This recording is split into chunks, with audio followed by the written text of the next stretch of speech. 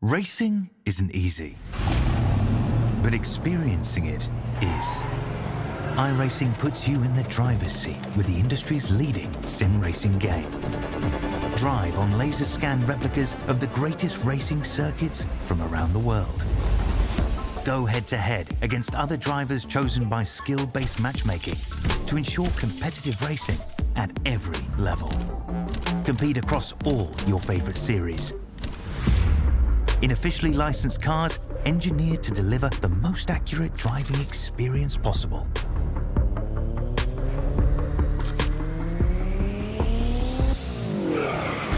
Join a race or host your own with players from across the globe.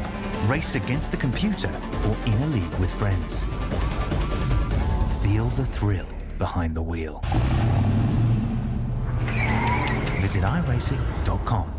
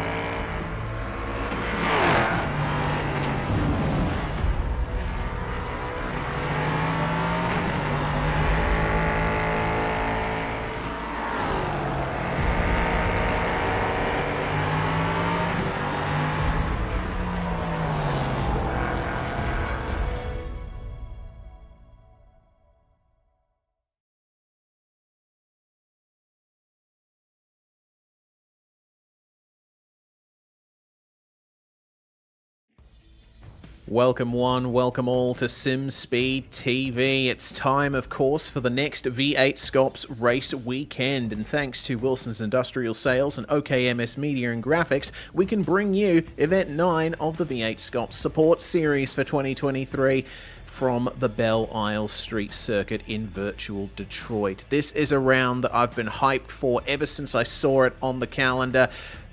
Perfect street circuit for some hard and fast racing, and we have the Grand Tour and the V8s here tonight before V8SCOPS proper races around here on Sunday.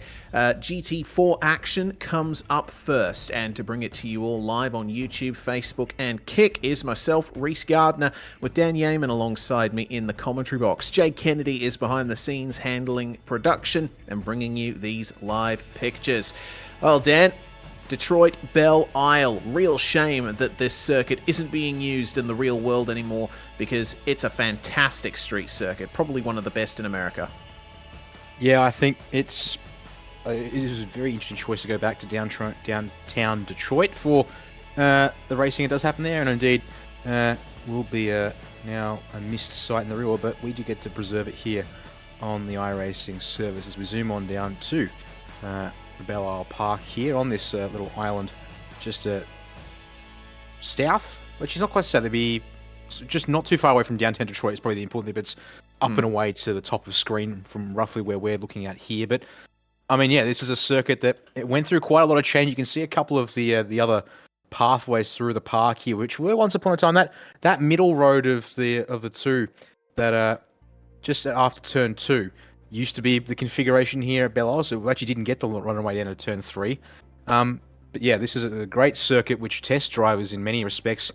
Got to be able to get the car turned at high speed and have good stability and confidence in the car there. But you then got that fountain section, Reese, of course, that you got to make sure you get the car sorted at low speeds.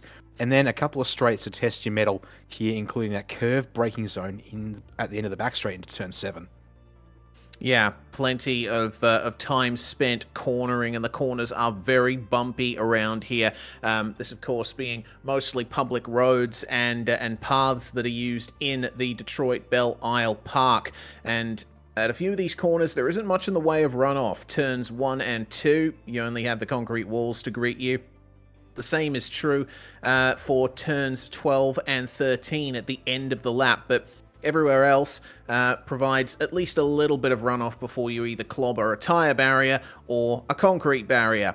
So let's see how the GT4 drivers handle this as we check out the run down the back stretch there. You can definitely see how close all of the walls are around here, and rather how wide the track is in some places too. Should provide some good racing. This is how things look in the championship standings. Sean Linsell from Robert Northway, currently your championship top 2. Daniel Stevens a little bit further behind Northway than Northway is from Linsell, and Aaron Gilbert would definitely be challenging Stevens there for 3rd. Will be interesting to see how the drivers managed to work themselves out here. We've got a couple of races on for tonight, Dan, so a few chances for those championship positions to be jostled around.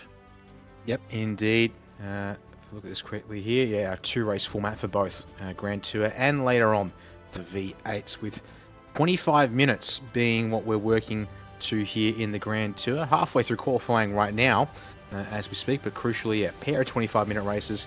Minimum of 2 tyres in a compulsory pit stop for both races, though, mind you, which will make for, I think, some interesting stuff out there on track, because, of course, GT cars, tyres are taken individually, so whether you do front tyres, whether you do right sides, whether you do rears, whether you do left sides, might play a bit of a part here.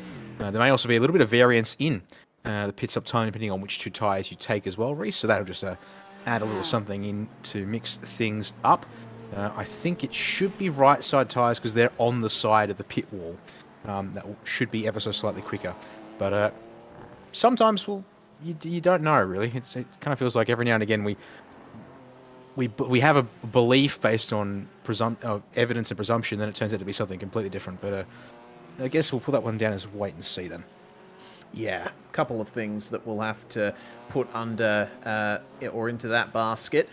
Dan Stevens is qualifying, for example, running equal 3rd in the championship with Aaron Gilbert, and one of the few drivers who's committed to racing the BMW M4, which at the start of the season was not the GT4 car to have. The M4 was one of the first GT4 cars to be added to iRacing, along with the Porsche Cayman 718, and this BMW has proven to be a bit of a titchy one, this car. A bit more difficult to drive than some of the other offerings in GT4, and hasn't always been the best on pace, but with plenty of corners and bumps to contend with, let's see how the BMW handles it all. Yeah, hopefully it hangs on. Has generally, from my own understanding, sort of been bested by the other cars in other racing that you see on the iRacing service in the GT4 category. The Mercedes AMG GT4, well renowned as being a fairly steady choice, but also a pretty quick choice for those who can get their head around front engine car and having to shift the weight around to make sure you're not ploughing into the corners here, such as Damon Mulqueen, who nearly half a second, or call it 4/10 to be more on top of things, is clearly showing at this point in time in qualifying here, Reese.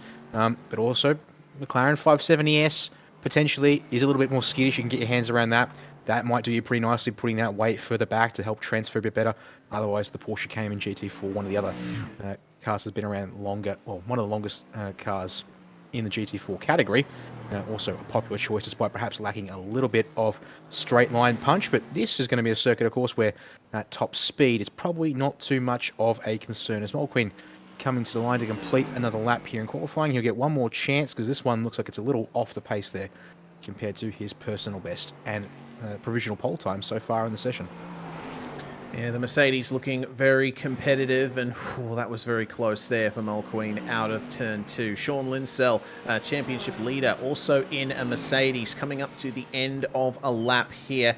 1 minute 35.4 is his fastest time, which he ends up overcoming and moves up a position, putting Matthew Pluck down to 4th. Pluck, of course, one of the drivers running the McLaren 570S.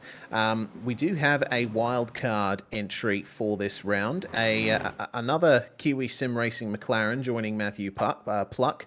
Robert Henry. Let's see how Henry ends up going here. Currently 5th in the qualifying standings right now at 135.8. He's going to have to find about half a second if he wants to try and challenge for the top 3.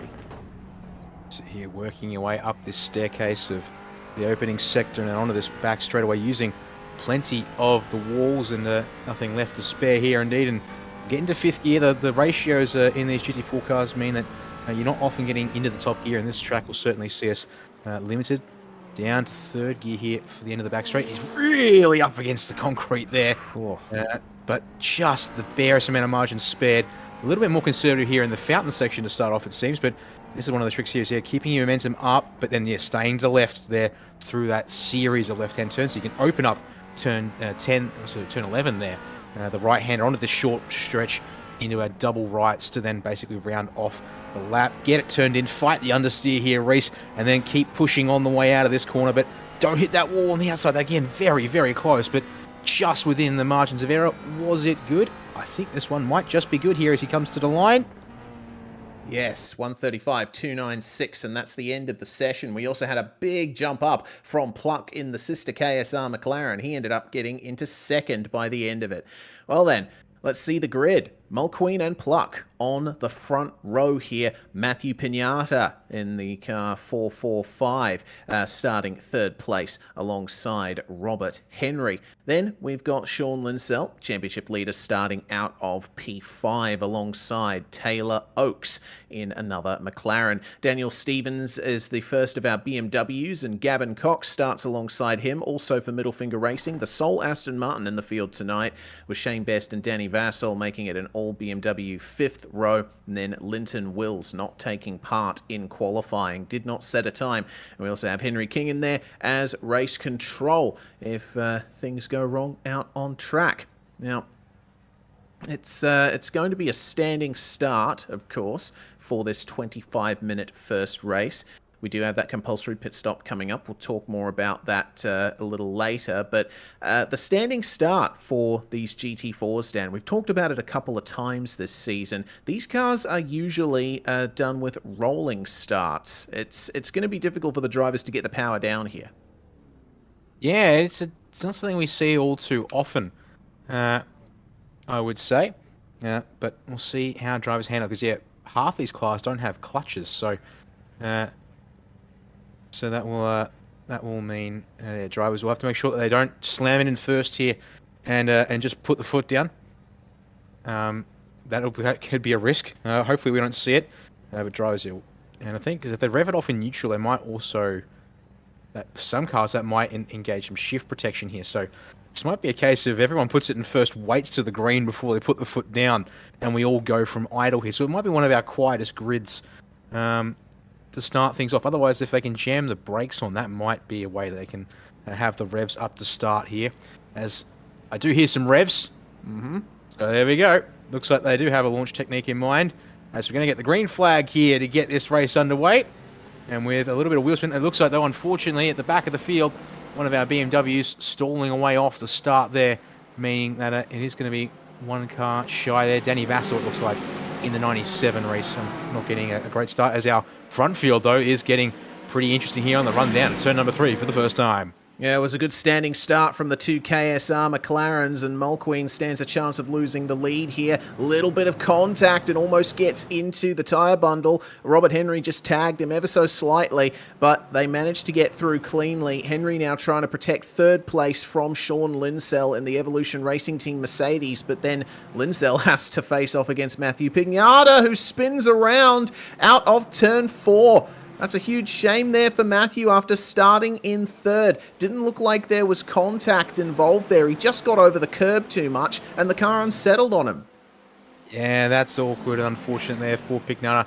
Still stuck and waiting to try and get a chance to rotate his car around here as well, which is definitely unfortunate, as the rest of the field has streaked on up into the fountain for the first time. Yeah, Vassell got away eventually.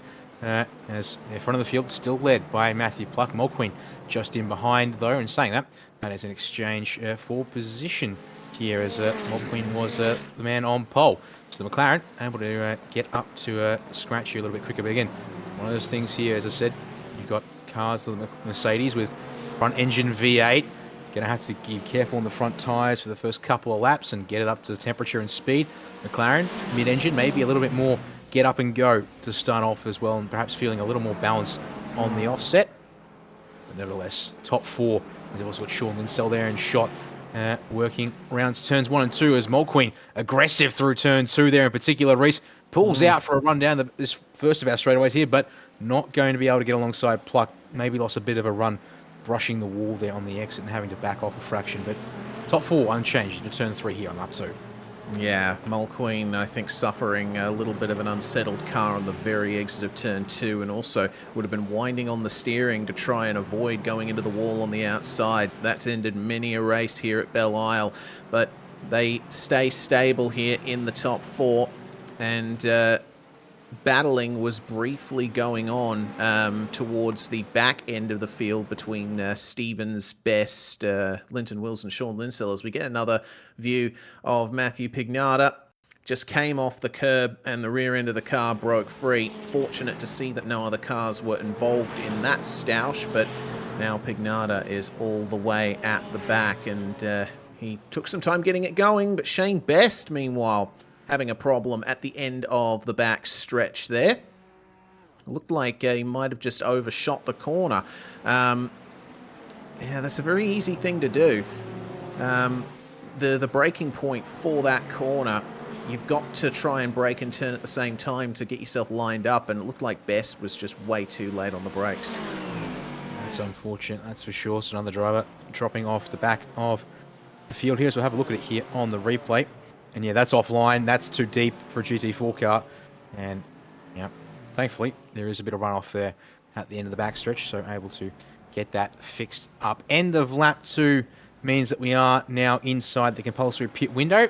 And our first taker is Gavin Cox, our lone Aston Martin Vantage GT4. As there you go, change on the road for third as well. Sean Linsell gets up the inside of Robert Henry there, takes that position away, banks it now very much, double stuffed Mercedes sandwich here with the KSR red round the edges of 1 and 4 in this group now.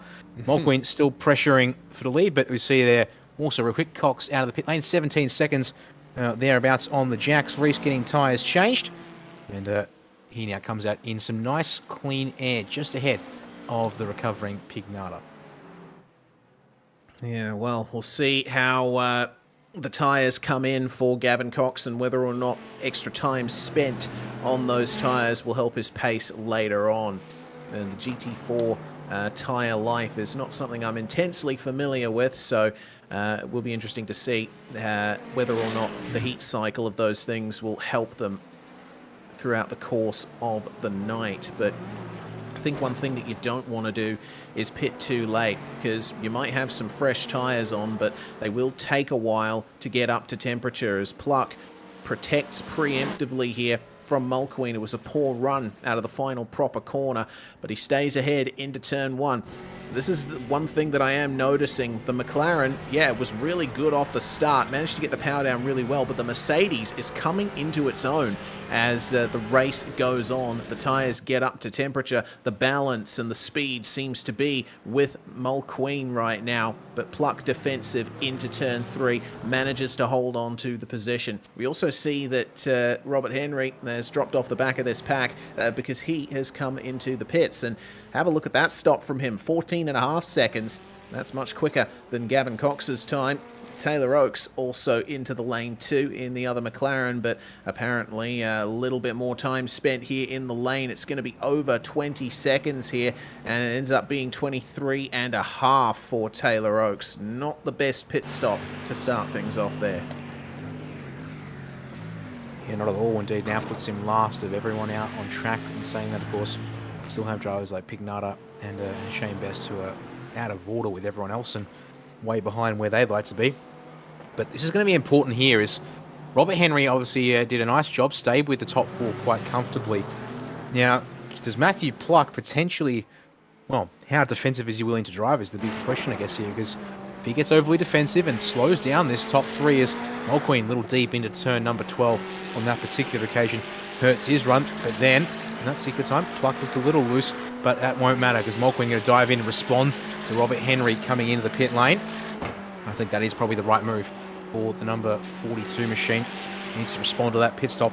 Linsell, though, opts to go out and stay longer here, which is going to be the other players. Stay with your race leader. See if you can force him into something, as Dan Stevens will echo Mulqueen's choices there and bring it on down into the pits as well. This is critical. If how Mulqueen goes here, can he get that car down and off the jacks here nicely? Robert Henry, bottom of screen here, Reese, coming around the final kink, and this looks like the undercut might just work here for that McLaren as Mulqueen's rolling from the front of the pit box. This might be a run-off pit lane, but yeah, the speed around turn 1 will enable that undercut to succeed. Wow, yeah, really good undercut, and combine that with a pit stop that was 2 seconds quicker for Robert Henry. Now, that introduces a little bit more uncertainty, I think, because you'd have to wonder, has Robert Henry potentially underfueled it? I would say that you'd want to run these cars as light as possible, and I mean, you could just put enough fuel in for the whole race and go from there, but I would think that they would try and run them like really low on fuel and just top it up at the stop. Let's see how that factors in to Robert Henry's strategy, and considering that Henry is teammate to Matthew Pluck here, might be communicating a few things about how the car is feeling. Is there an early dive to pit lane? Well, there is from one of them, and it's Sean Linsell. So let's see if he can get an undercut on Matthew Pluck, because this being a street circuit, very hard to pass. You'd have to make the majority of your passes in the pits. Yeah, and that is probably going to be the play of the game here. As we're sort of wondering, pardon me, in the background as to how Robert Henry's come out for the pit stop about 2 seconds quicker than everyone else who's stopped so far in this race. We'll see how Sean Linsell goes as his, I'm seeing on mine, his time ticks by 14 seconds, 15.2. So, oh, but he stalled it, trying to get going there. Oh, no. That'll give Henry the spot there comfortably through turn 1. The question is here, and Mulqueen should come through. It's going to be close, though, between these two here. If he hadn't stalled the car, the overcut would have worked. He also had a slightly shorter pit stop by about 1.5 seconds over Mulqueen there. In fact, is there on our screens, nearly 2 seconds, in fact, Reese. Looks like, tyre choice really important. So the other thing is, the main thing I was expecting, I should say, is that tyres in these GT4 cars are done individually, so you can choose which tyres you take, and also which tyres you take seems to ever so slightly affect how fast you get them done.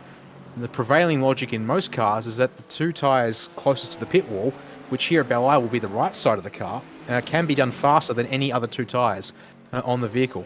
So maybe we're seeing drivers who have gone for 2 rear tyres to just make sure that the traction is all good, or 2 fronts to just abuse the front end of the car and work it that way, versus those going for right side, left side.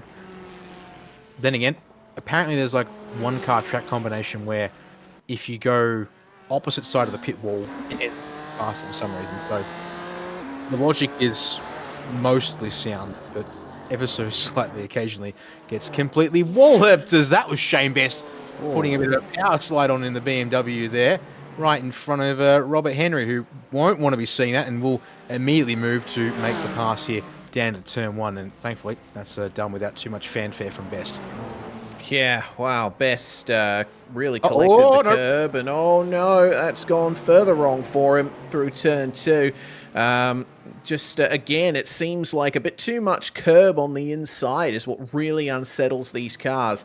We'll get another view of his first slide here. Just clobbers the curb, and much like what happened to Matthew Pignata at the start of the race, that just induces a rear end slide. Best did really well to gather that up. And, I mean, both times he's escaped without damage, which is good to see. Matthew Pignata, speaking of, is now in the pit lane. So, unfortunately, without safety cars to bring him back into it, it's basically just racing all on his own for the time being. Danny Vassell is one of the 4 drivers that has yet to come in for a stop here. He's battling hard with Linton Wills in the other Alfa Venturi Mercedes here. Will he be able to get the move done? Well, no move being done into the penultimate corners, but coming out of the corner and onto the straight, neither of them elect to go for the pit lane, so this battle's going to continue on for quite some time. continuing on here. The other thing to be consider is the fact that this is a time-certain race, and we still have compulsory pit stop window, which closes at the end of the penultimate lap. So drivers have to make sure that they don't just keep out and keep on racing, as Vassal tries for the outside at turn 3, but inside line there for Linton Wills will be able to get that place back together and able to shut off Vassal there from making a counter-attack here into turn 5 up this staircase. Best will bring it down the pit lane for his compulsory stop as well. As while all of this has been happening, Damon Mulqueen has indeed found a little bit of extra fire, it seems, under the bonnet of that number 42 Mercedes. And the Synergy Sim Racing driver has the fastest lap of the race, and 4 tenths faster than Henry's PB, but crucially, Rhys, nearly a whole second better than his last lap around. So going to be putting that Mercedes right into the slipstream as it is, as Linton Wilson and Danny Vassal still fighting, and it's getting a little bit interesting up here through the fountain section. Yeah, early turn in for Linton Wills, but there might be a bit too much curb on the inside there. That unsettled the car. A little bit better momentum through the corner for Danny Vassal. Again, though, he's not close enough to pull an outbraking maneuver into these two turns, which are very difficult to pass in at the best of times. They're getting pretty close to the wall as well. Do either of them go for the pits this time? No, they don't. They're continuing on still, and Wills is defending hard here against Vassal into turns 1 and 2. A little bit deep into 1. Can he gather it up through 2? And he certainly can, but Vassal is very close. Can pick up a slight slipstream here on the way into turn 3. Again, though, Wills hard defense, but look at how late Danny Vassal is on the brakes. Is that too deep? It is. He collects the tyre bundle. Big shame there. Hasn't lost a huge amount of time, though. I think he got very lucky there. He's just kissed the tyres, which means that might just be okay for him as we check back in with Henry, Mulqueen, and just out of shot, Sean Linsell, who's trying to stay with him, but really looks like at this point in time, Mulqueen has got his number covered. Well, only 4 tenths, or just under 4 tenths faster, I should say, on that last lap than Linsell. But now stuck up behind the inside of Henry, and he's clipped the inside wall at turn number 6. That will hurt him here and put him right back into Linsell's hands. Has that done a number on the car? So far, no mechanical black flag, Reese, but definitely ruffled his feathers and now going to be on the defensive rather than the attack. Yeah, that corner, it's so easy to clip the inside wall there. I've done it quite a few times myself. You just turn in a tad too early and you stand a chance of getting bounced into the outside barriers. So the right side of that Mercedes might be suffering a little bit. Looking at the car, I don't see much in the way of visual damage, but that might be the black of Damon Mulqueen's livery fooling me there.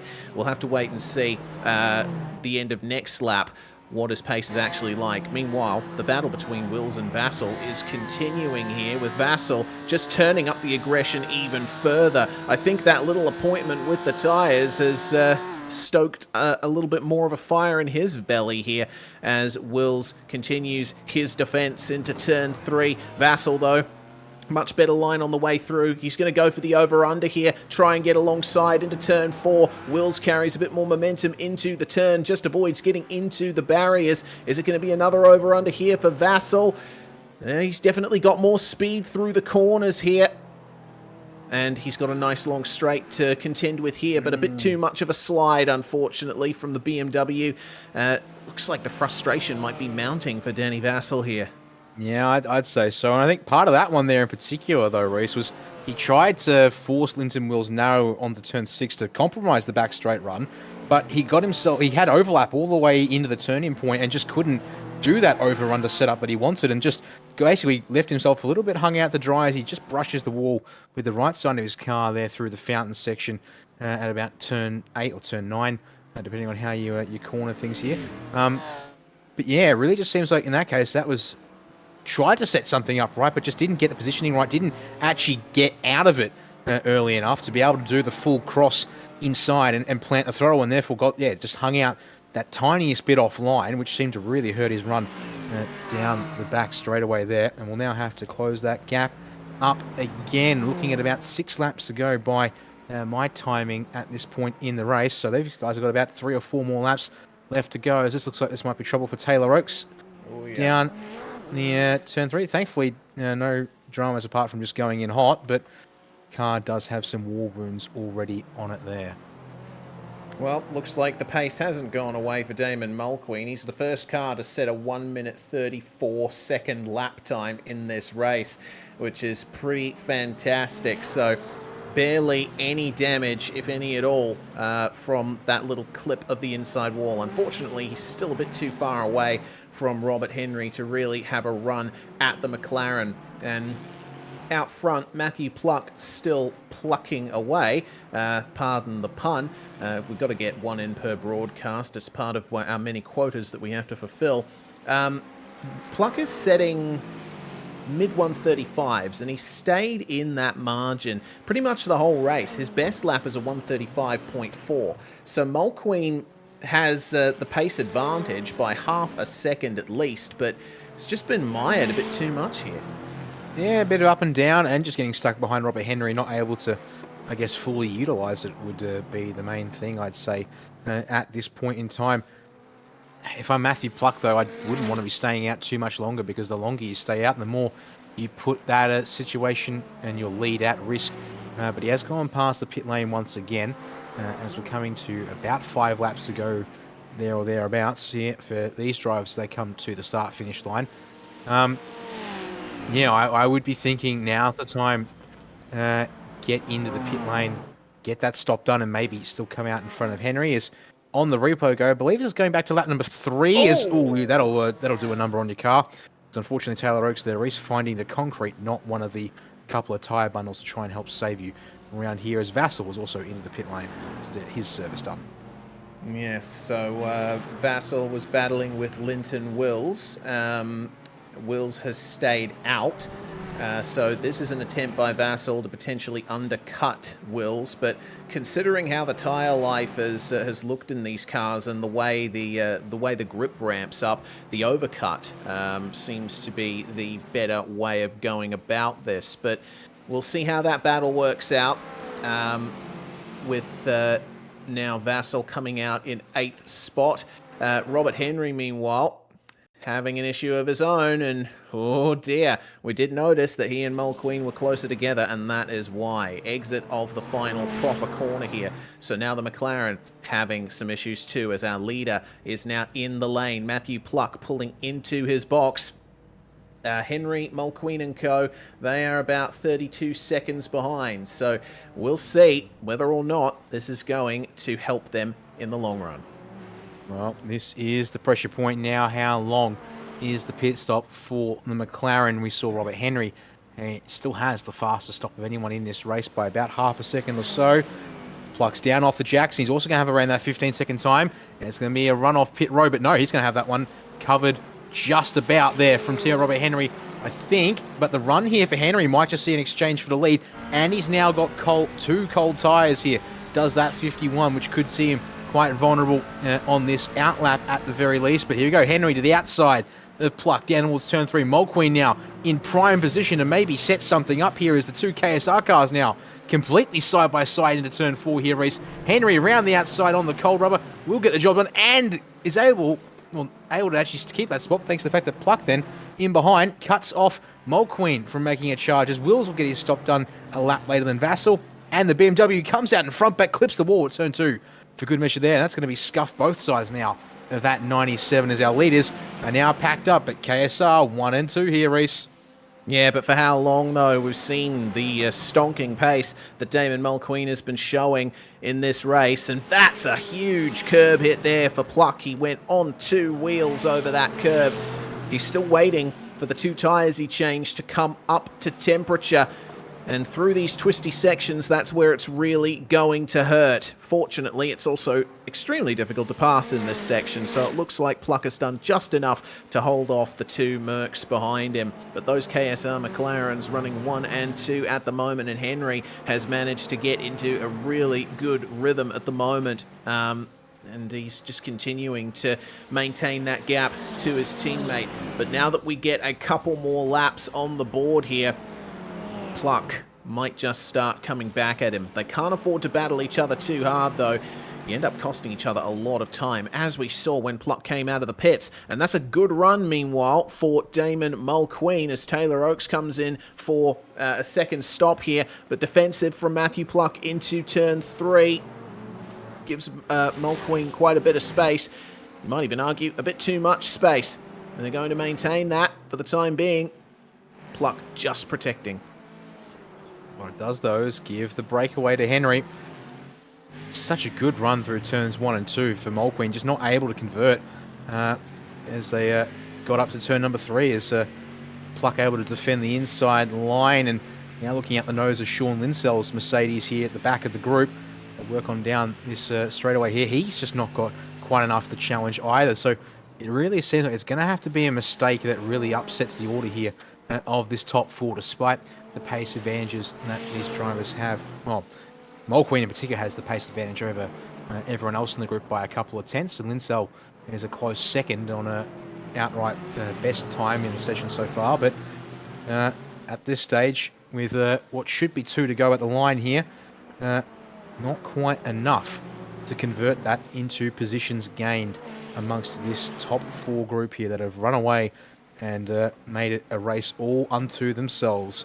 There's 2 minutes to go, more or less, at the line, give or take 2 seconds. Indeed, there will be 2 more laps here for the opening race at Belle. Right then.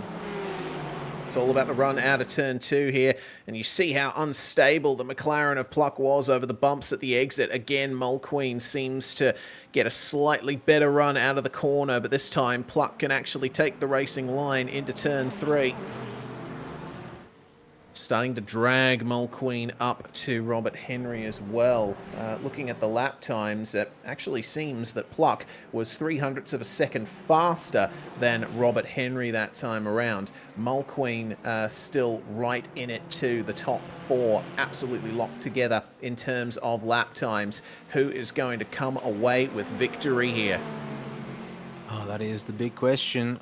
I actually have to say I wasn't expecting to see the that gap actually shrink up so much here, as we'll have a look at them work their way into this fountain section once again and call it 1 second thereabouts, 1.2 technically, covering our top 4 drivers. As again, see here, all about setting up this short shoot here to at least get yourself in position to prepare yourself for the run down the front straightaway here. And see about a half second still for Robert Henry over teammate Matthew Pluck as they work then around this final proper turn and then onto this front stretch for the second last time in this opening race. I'll see the white flag in Barney's hands, this time by 1 more circuit of this place to go to get our opening race of the night underway here. Can Mulqueen find something on this final run through turn 2? He looks good. He's closing down the gap a little bit here, but it's going to have to be a lunge under brakes, Reese, and Pluck's already defending the inside at this point on the run down here as he'll look, and no, not close enough. But is he forcing error under brakes? No, not again, not quite. Still got plenty of a lap to go, but that's one of the prime overtaking spots that he's not going to be able to convert here for Mulqueen. Yeah, Mulqueen's next chance is going to have to be at the end of the backstretch here if Pluck gets a poor run out of turn 6. How does turn 6 go for them? Well, it looks like Robert Henry's backing off a little bit here, and the gap for the lead is starting to come down, but Pluck manages to nail the exit and even pull away from Mulqueen a little bit on the straight, so he should be safe for the rest of the lap as long as he can keep it out of the walls. Very deep under brakes as Matthew Pluck nearly collects the rear end of his teammate, but will keep his McLaren nice and clean.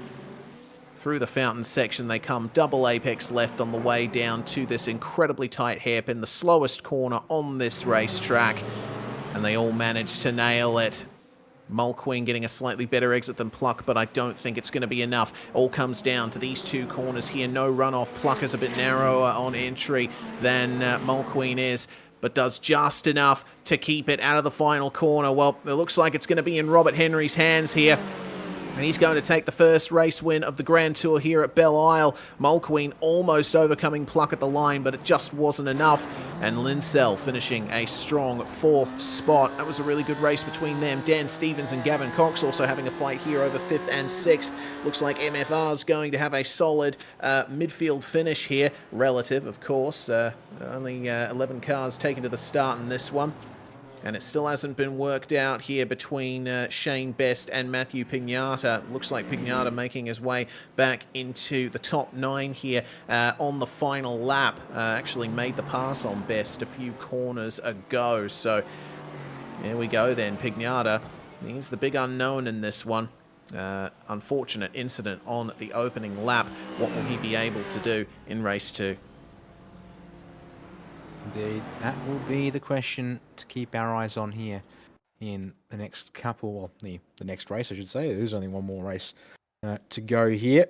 But that will do us for the opening half of the Grand Tour affair here. And going to take the results of that race, and that will be what we use to set up the grid for the second race here this evening. So Robert Henry going from 4th to 1st place, going to be a big winner of the opening half of the night. Damon Mulqueen, I would have to say, unfortunately, one of our bigger losers.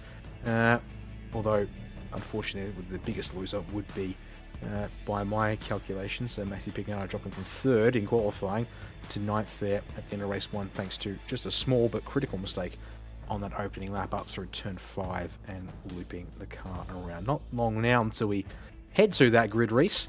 But the Q6, yeah, the top 4 clearly in a pace bracket of their own. Can Pignata go and match them here in this second race? But he's going to have a lot of work to do to get through cleanly and quickly in the opening couple of laps if he wants to try and achieve that. Yeah, I can't help but wonder how different that top 4 battle would have looked if Pignata had been there with them. It's all going to be about lap 1. How hard is Pignata going to push to try and overcome the likes of Wills and Vassal and the 2 MFR cars of Cox and Stevens? Well, we are now into the second and final race of the Grand Tour for tonight, and Robert Henry, after starting in 4th spot, coming all the way up to victory for race 1, will start on pole position alongside Matthew Pluck. Front row lockout for Kiwi Sim Racing. Damon Mulqueen going to start in 3rd spot alongside Sean Linsell, with Gavin Cox and Daniel Stevens lining up on the row behind in the MFR machines. Then we have, of course, Danny Vassal, who managed to pass Linton Wills in the pits in race 1. And then on the second last row, we've got Pignata starting alongside Best. And then we have Taylor Oakes, and the only other McLaren in the field, starting in 11th spot. Hopefully he has a better run this time, because unfortunately, coming away with a retirement from race 1. Yeah, he'll be looking for a better situation of things. Short timer for this grid here means they're already on the revs to get this one underway. And we go green. Linsell stalls, though, from the 4th place position. Which is going to mean he gets swallowed up instantly. And there you go, all the way back to 9th place out of 11. Only Taylor Oakes. And I believe there's actually, Matthew Pignata having a shocker of a start as well in the second of the Alfa Venturi Mercedes here. As then they head down towards turn 3, though. It's Wills and Linsell swallowing up Shane Best. You got to be careful on the run under brakes, as Best is not giving up. There's going to be contact as they pinch into the corner. And somehow we walk away without too many big dramas there. But it means that Dan Stevens actually in all of this. The BMW launching strong. They've actually got past Damon Mulqueen. Both 2 of the MFR drivers here. As Linsell's around at turn number 5, backwards in the wall. That is a disaster for the championship leader. This could be big, as I saw the rear bumper had fallen off there for the ERT Mercedes, and the alignment is not good either. He spun again. That was a very heavy hit for Sean Linsell. It's not going to be very successful getting back to the pits there. Will he be able to actually do it, or might we see a safety car? Replay of what happened, and it was contact there with the Alfa Venturi car, and that is a heavy enough hit that the rear suspension would have been damaged. Oh, Lindsay Wills had a moment of his own in the fountain section. Meanwhile, as we were on the replays there, so all kinds of chaos and calamity on lap number 1 if you're in a Mercedes mind you, because if you're in the McLarens out front in the KSR boys, or you're in the MFR BMWs here, it seems, Reese, they've gotten away to a good start here, though David Mulqueen is certainly looking to hustle, but he lost 2 spots on the opening lap, and I didn't think I saw him have a bad start. So, moment there for him, which put him in some serious trouble. Oh, Stevens and maybe Vassal both there, getting a little too close to comfort with the wall on turn 2. As Mulqueen looks to the outside of Vassal here, under brakes at turn 3, but the 97 will be able to just pull up and hold the apex. Mulqueen wanted the outside race, but he's not going to be able to get there single file for now through turn 4 here on this second lap. Yeah, a little bit narrow as well, and very wide as well for the Aston Martin of Gavin Cox just behind them. Here is the view coming out of turn 2 for Daniel Stevens, and that was a fair graze of the outside concrete barrier. You'll be hoping that that doesn't happen too often towards the end of this one. Mulqueen's still trying to chase down Vassal here, and on board with him coming into the fountain section. He was a little bit narrow again on entry, maybe a little bit flustered is Damon Mulqueen, but we saw how good his pace was coming towards the end of race 2. And remember, they all still have a pit stop to execute. Yes, pit window will open here at the end of lap 2, but curious to see if anyone takes that gambit early, given you've got drivers like Linsell and Linson Wills who are out of position and further on back. It's really only Linsell who's in a spot where that could happen, but it will be the 42 of Damon Mulqueen and the 555 of Gavin Cox who come to the lane straight away to clear their compulsory service. That also tells me that Mulqueen isn't worried about tyre life, as Shane Best had a moment in turn 1, got the tyres and then had to try and gather it up as Taylor Oakes went on by in the 313 McLaren. Thankfully, clouded the tyre bundle, not concrete, so might have got away with that one here. Going to watch to see when Mulqueen jumps off the jacks in this race. Longish stop again for the Mercedes, so maybe it's a case of the tyres on that car taking longer. As yeah, that there race is what happened to Best, as the overhead shot shows that one off. But yeah, Mulqueen out and away, but if we bring up his pit stop time on screen, if we can, you'll see that it's pretty similar to what we saw in race 1, which is not what the McLarens could achieve in the pit box. That maybe is a bit telling, and I think is why we've seen an early stop come out from Mulqueen perhaps. Get it done early, spend the time on track and clean air now to go absolutely flat chat, and make sure to cut off that advantage the McLarens maybe have in the pit stop by getting it done early and using the time on track to his advantage. Yeah, well, he's got a good gap ahead. He does have the damaged Linsell ahead of him, but should be able to clear him very shortly. As oh no, that is Taylor Oakes, I think, spun just coming out of the fountain section. That's a mechanical black flag as well for him. We've had quite a few cars. Yeah, quite a few cars with big damage. Just something happened between these two. Well, Best was behind Oakes at this point, and wow, that's a very odd error there. Best does just avoid getting into Oakes there, but yeah, I think that might be a hardware failure for Taylor. He's still stopped out there on the track. Looks like he's been given permission to escape back to the pits, so we will stay green here, no safety car. But yeah, that's a real shame for Taylor Oakes. Had some good potential, starting 6th place for race 1. But the races just haven't gone his way in that McLaren. Yeah, it's definitely been a rough night out for the 313, and I do believe that will yeah, be the end of things for him. Given the way race 1 ended as well, unfortunately. But back to live pictures we've gone, and Robert Henry has stayed out, but this time it's Matthew Pluck who opts to come into the pits first, and look how far out ahead he's come of Damon Mulqueen. Now, 2 seconds of that is in the pit stop, but where have the other... Now, that means there's only 2 seconds in the pit stop, then there's another 2 seconds, 2.5 seconds, Reese, that have come in being on warm tyres and getting laps done. So, unfortunately, Mulqueen has been headed off by Pluck, but I'm seeing a purple sector on this current lap for the number 42 machine, second sector of the circuit. So, that tells me that perhaps, yeah, just a outlap.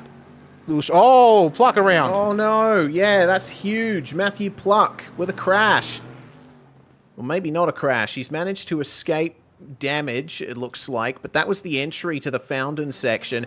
And looking at it on my end, again, it was an issue with instability in the middle of the corner. Actually looked like he got a bit of oversteer on entry, and it was exacerbated by hitting that curb that sits out in the middle of the concrete.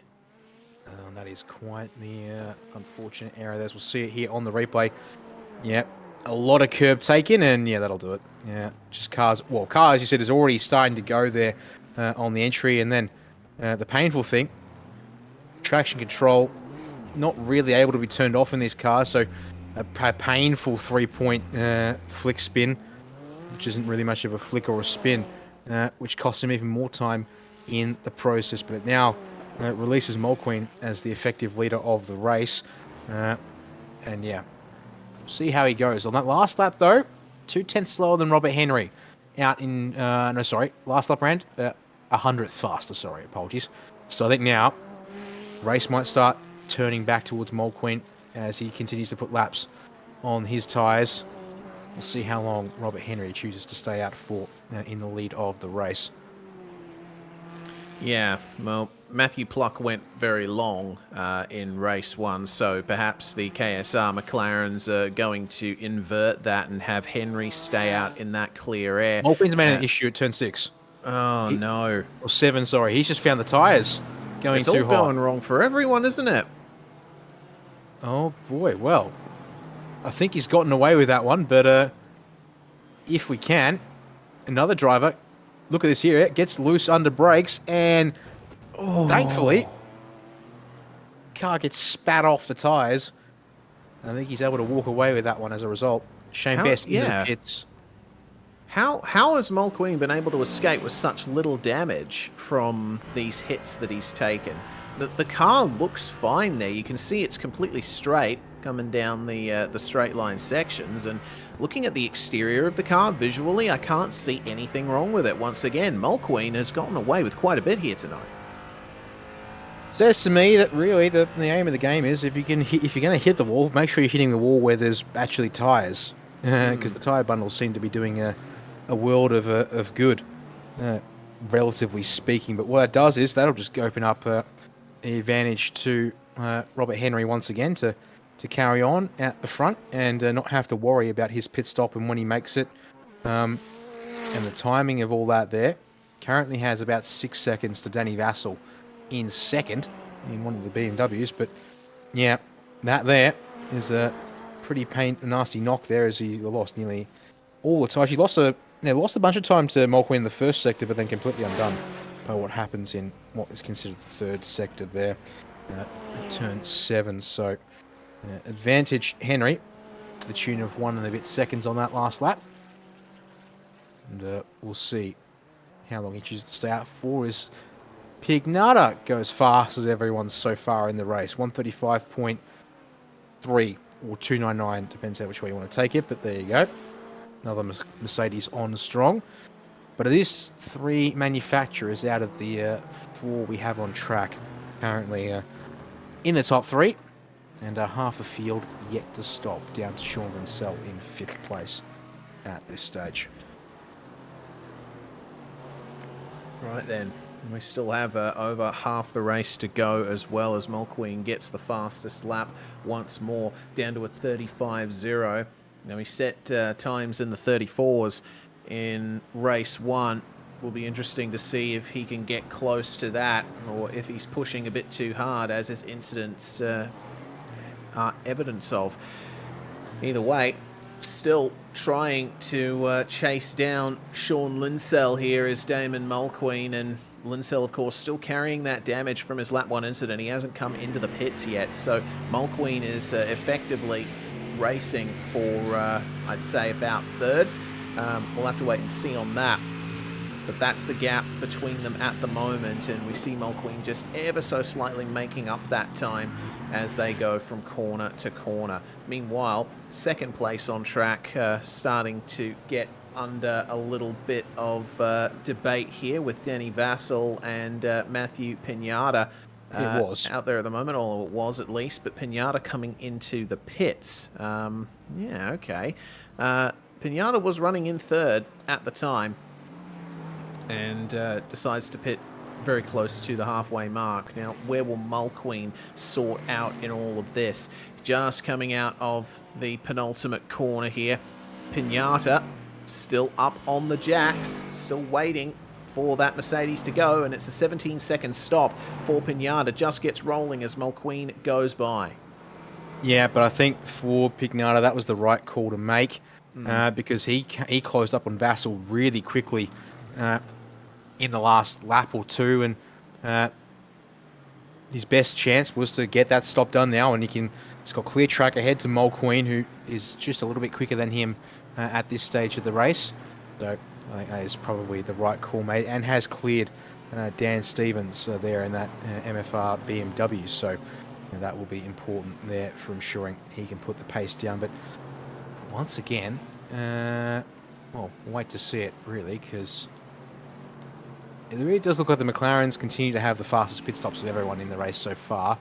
But on the last lap, for example, Mulqueen pulling half a second out of Robert Henry's margin. 36 seconds, though. I'm pretty sure if Henry comes into the pits now, he's out. He's clear by a good 2, maybe 3 seconds.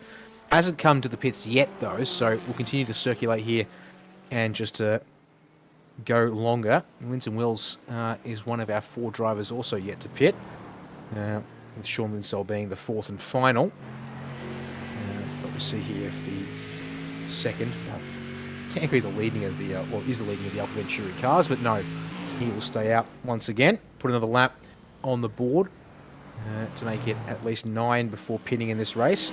Linsell, though, will finally come to the pit lane as Pignatus had a moment off of turn 13, I think. Yeah, he's found the wall on the exit of turn 13, and that's going to allow Dan Stevens to get through. Gavin Cox maybe as well. That wasn't too good. He actually clipped both front and rear ends in the concrete, Reese, and also brushes the right side up against the turn 2 exit. So you have to see if Pignata hangs on here, as we'll see it on the replay in a moment.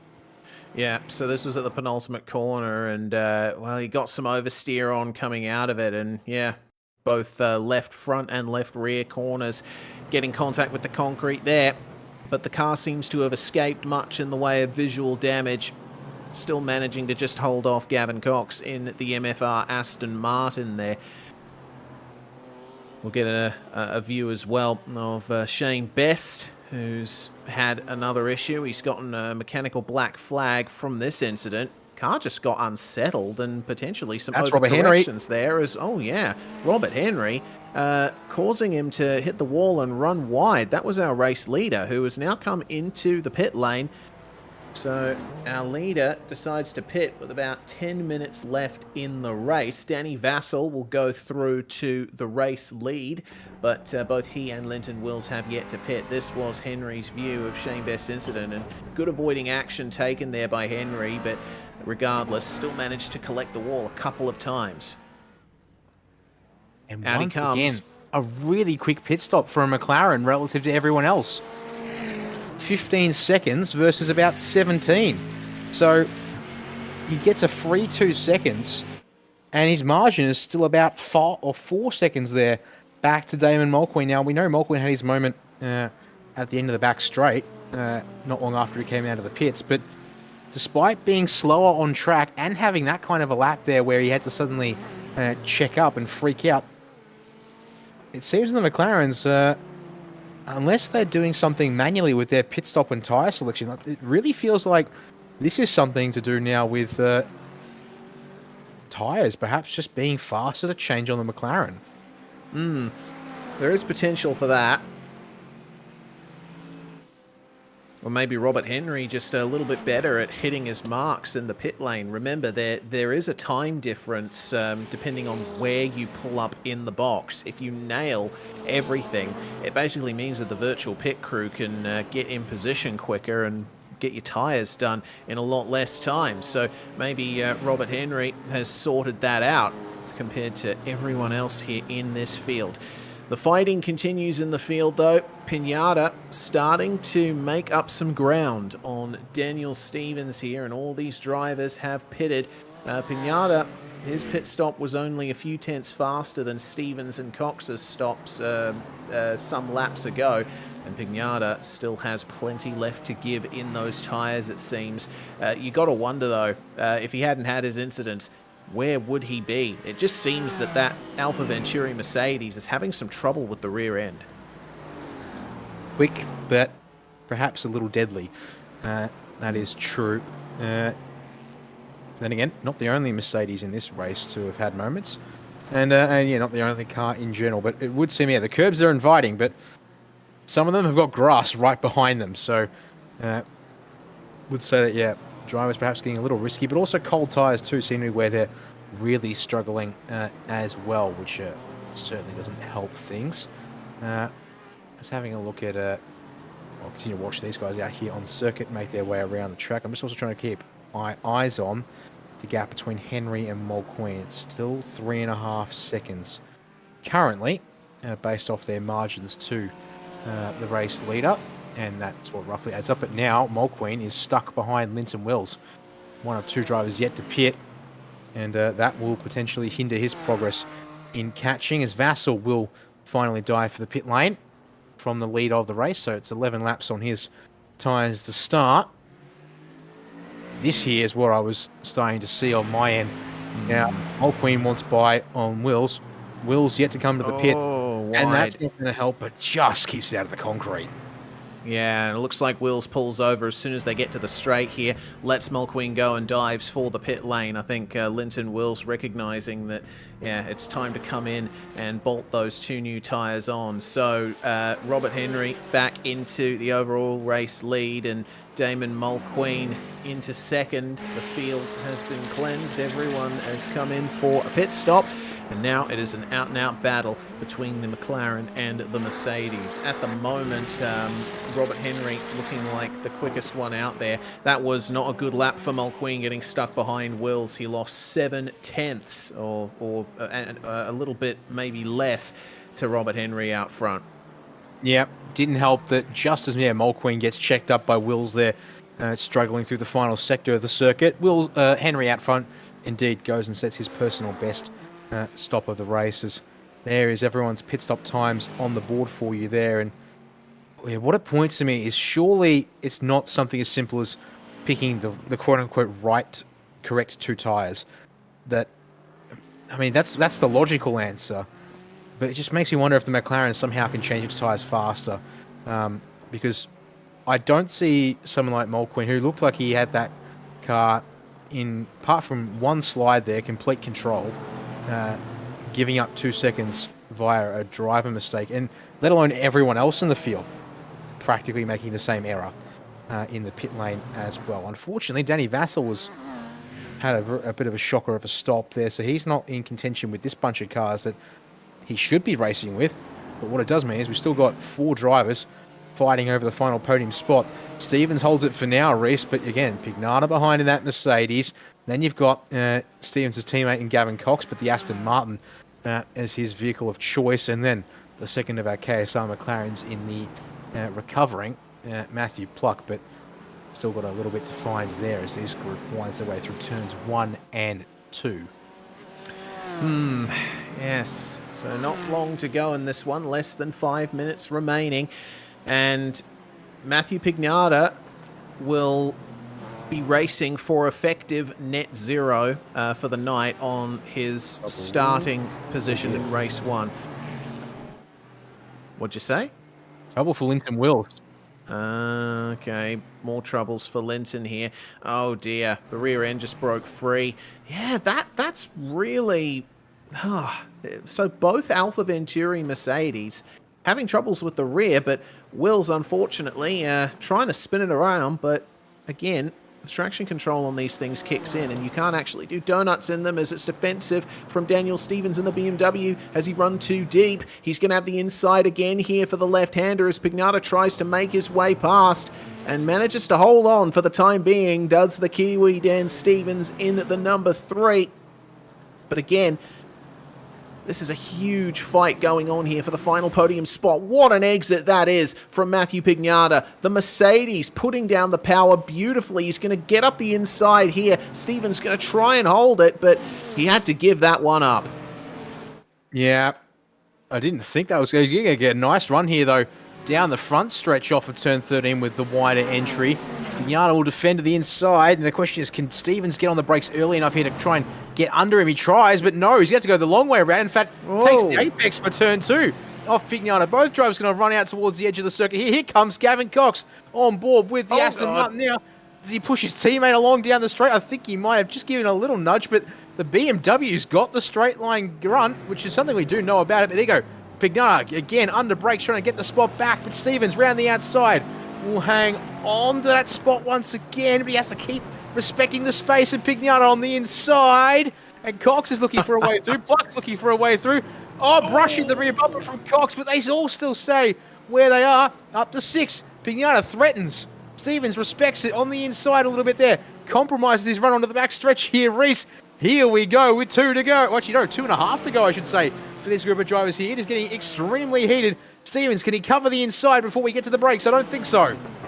Yeah, well, there he goes up the inside, but it's too deep. They make contact, and Stevens gets into the barriers. Pluck gets through on Cox as well, and Danny Vassell is now with everybody here. All of that fighting has brought Vassell right into this fight. Wondering what Stevens is going to think of the move there from Pignata. It's not typically a turn that you see big passes into, and unfortunately the two of them just coming together, it looked like Pignata was very deep. And Linton Wills once again, this time the front bumper's the one to go. Yeah, that was the end of what's caused him to... that was immediately after the fountain dramas. And then unfortunately, yeah, that's what he actually requested a tow from race control at that point there because the car was completely done and dusted. There's 2 laps to go meanwhile at the front of the field. Mulqueen is catching, but only caught by 0.6. He's going to need something more, which at this stage likely seems like it's going to need to be a big mistake from the leader of this race. Race control has been called on that last lap fight there to see what they think of it. So might be something left to stir things up amongst this group here, Reese. But yeah, Pignata currently the one who gets to walk away at the front of it all for the time being. Yeah, so might finish 3rd on the road, but could be up for debate depending on how race control call that. And because it happened so late in the race, it's probably not time to assign a penalty if one is deemed warranted. So there might be a post-race investigation on that. Either way, this fight has no signs of stopping between those 3 MFR cars.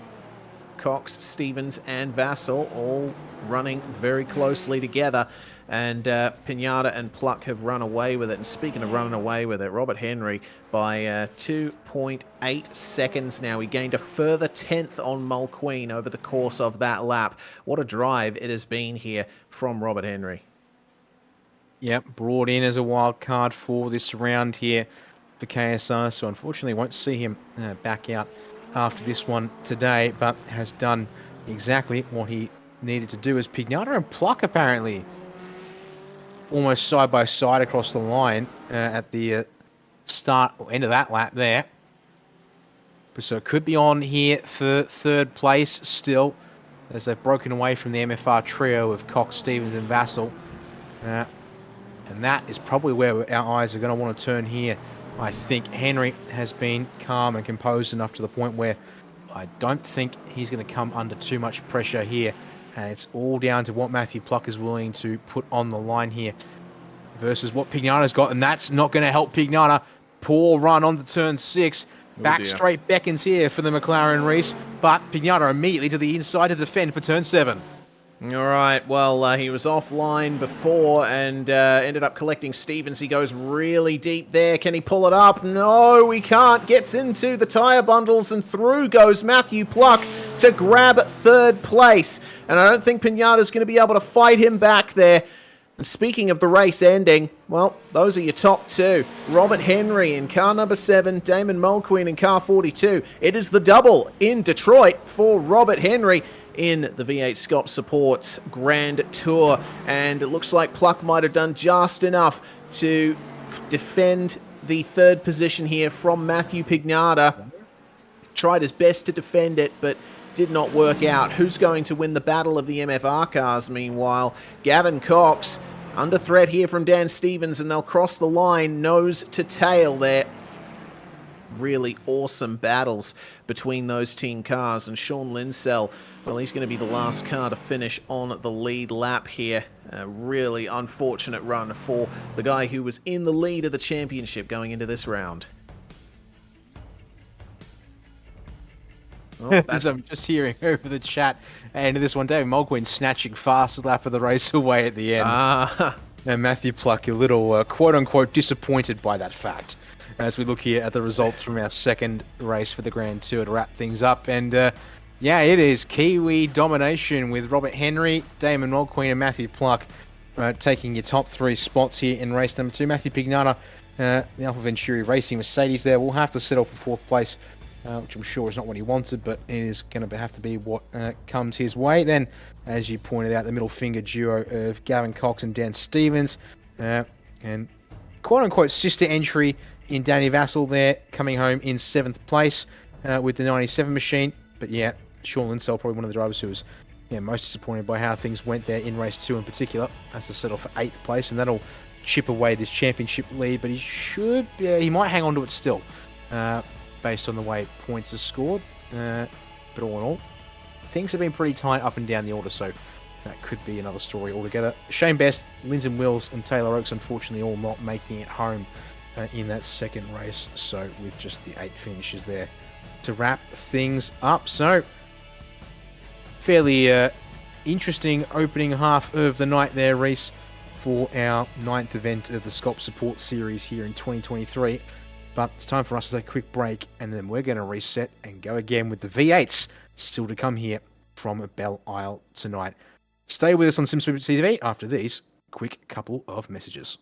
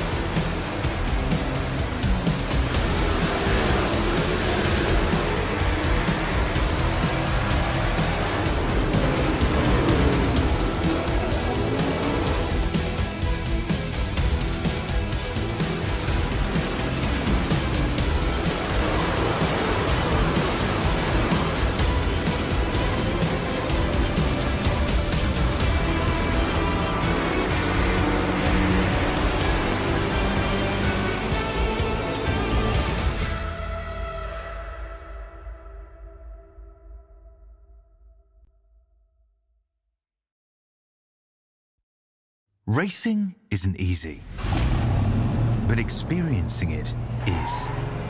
iRacing puts you in the driver's seat with the industry's leading sim racing game.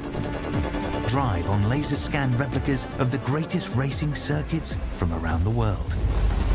Go head-to-head against other drivers chosen by skill-based matchmaking to ensure competitive racing at every level.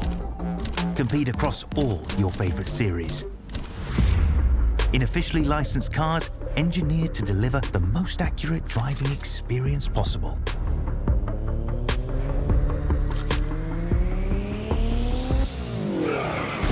Join a race or host your own with players from across the globe. Race against the computer or in a league with friends. Feel the thrill behind the wheel. Visit iRacing.com.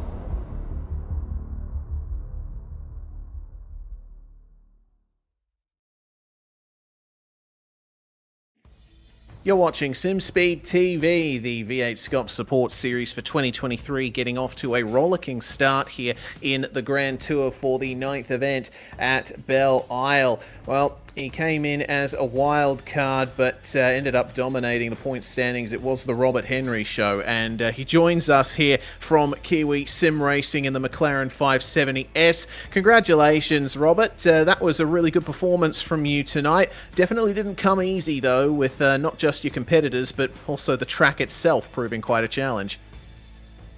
She's definitely a tough track. Definitely pancaked the left side of my car on 2 or 3 or 4 occasions, and in qualifying as well. So yeah, it certainly wasn't easy. It's hard on the shoulders for sure over some of those bumps.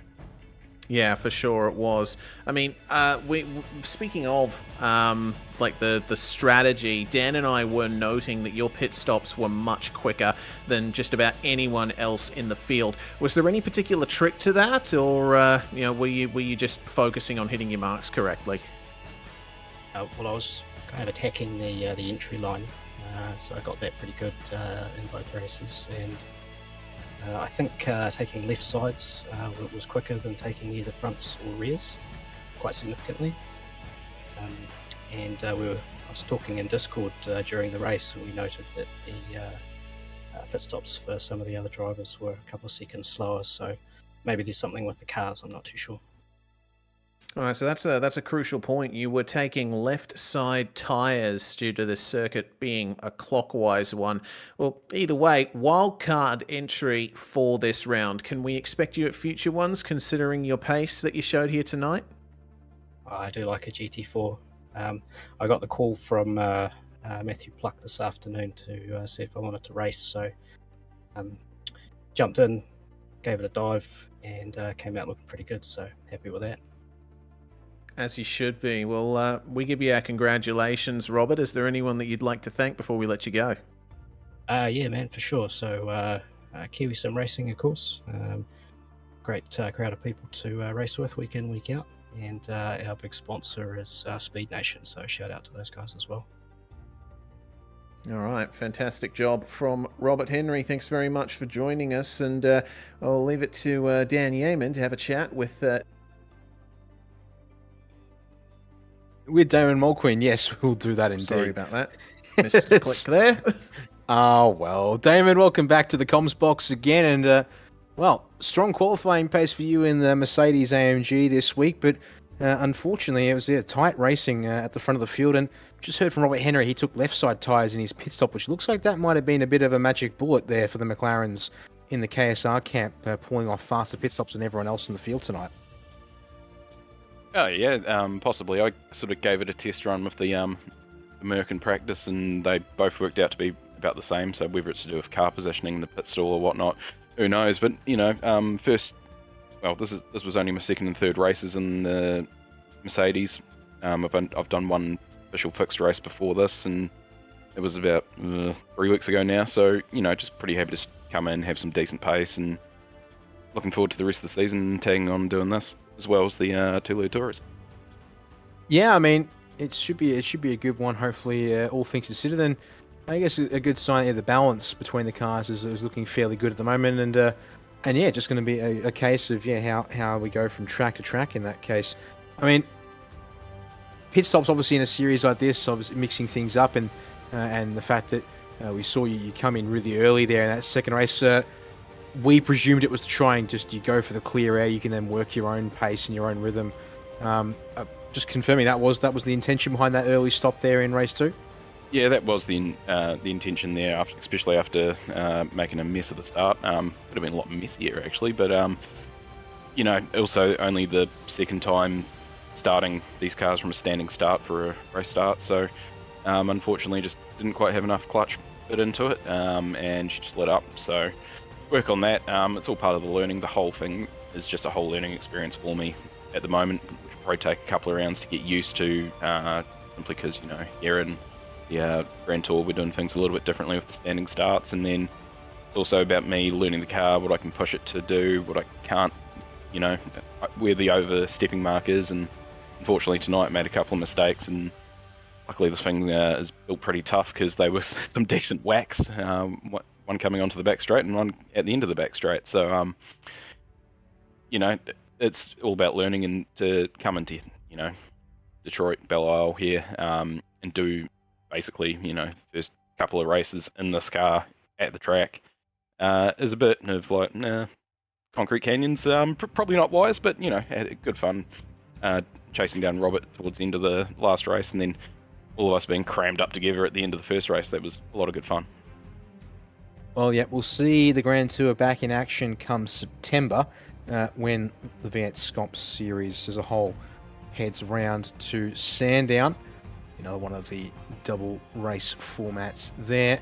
But, well, yeah, well done in that case, Damon, on jumping into a new category here with the support series. And, yeah, looking forward to seeing what you can do in that case going forward. Look, I reckon it'll be a lot of fun. I think a lot of the tracks I don't think I've raced much at before anyway, so just going to add to the learning curve. I just also got to thank the guys at Synergy Sim Racing for building pretty tank styled today's AMG GT4 then there. All of our sponsors, they know who they are. It's a big list, and I don't want to bite into this time for your V8s. So big thanks to them, big thanks to you guys, and as well as the administration team and the other competitors. Well, there we go. Damon Mulqueen chatting to us there after the Grand Tour, and that will have to do us for interviews from the Grand Tour races. Indeed, as he pointed out, as we see on our screen, the V8s heading out onto track for their qualifying run. But we'll just go back over once again the circuit, starting with the Google Earth view here, top down. Indeed. Well, there is Belle Isle, and lovely bit of racetrack, this one here in virtual Detroit. And it looks like, just to the north. Well, probably west-northwest is the town centre of Detroit, and interestingly, just to the south of the circuit here is the Canadian border, so we are almost racing in Canada here. But looking in further detail at these corners, you do notice, particularly through the fountain section, it really prioritises mechanical grip and a car that turns well, which can be difficult to do in certain cars. And the bumps, we saw just how much they affected the racing in the GT4s, the big curbs as well. These V8s will be able to take those curbs much better, but they'll still be dealing with the potential for spinning up the tyres. There's no traction control in these V8s, and you certainly have quite a bit more power to deal with as well. Yeah, you sure do. More power, no driver aid, so in fact this is going to be one real handful for the drivers to sort out, because crucially that means no anti-lock brakes, and on a track it's all kinds of bumpy. That means hitting your brake markers is going to be even more important than it was in those Grand Tour machines, as we will cut to the footage from the track as qualifying gets underway. But a quick stop in first on the championship situation, and Aaron Gilbert once again out on top. But all things being said and done there, when you're only 17 points ahead of your teammate in Henry King, it is still early days in the title, and it's Gavin Cox who is mounting the biggest charge, it seems, at this point in the season to challenge those guys at the top of the standings. But all in all, even though it says round 8, that is round 8 of the entire V8SCOPS calendar, if you will, and as a result, for the V8s in particular, they're only, I believe this is the 4th round of racing. Actually, I'll go clarify that real quickly before I say that with a sense of finality.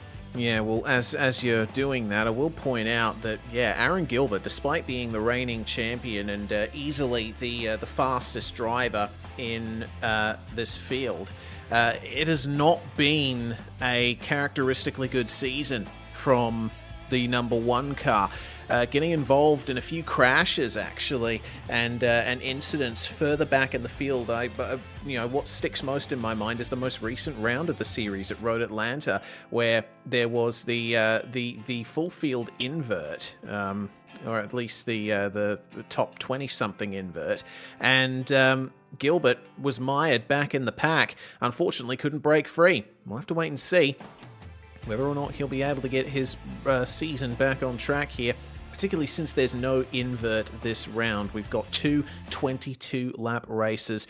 Again, same as with the Grand Tour, it's a minimum 2 tyre stop required in the course of this race. And in the V8s, of course, all 4 tyres take the same amount of time to change as 2, so we shouldn't see anyone going for just 2 tyres in that stop. And qualifying 10 minutes long. We are currently halfway through it, and Aaron Gilbert is on top by a full second over Joe Mahoney. Every driver getting a maximum of 10 laps with which to set their time. I would dare say that many drivers won't get close to that, considering this track is about 1.5 minutes long in these cars. But of course, as you can see, the no escape rule is in effect here. Drivers have to bring their car in after setting a hot lap. They can't just pull over to the side of the track and escape. Matt Haywood, part of the Sim Blacks team, along with Dion de Graaf, who is in second spot. Haywood doing quite well at the moment, but looks like that's going to be the end of that run for him. The initial runs for all of the drivers coming to a stop. Yeah, it is indeed. As I'm just looking at actually back at results from last round at Road Atlanta. Still came out on top on the point. Oh, actually, sorry. Brought home third for the round in points, did Aaron Gilbert.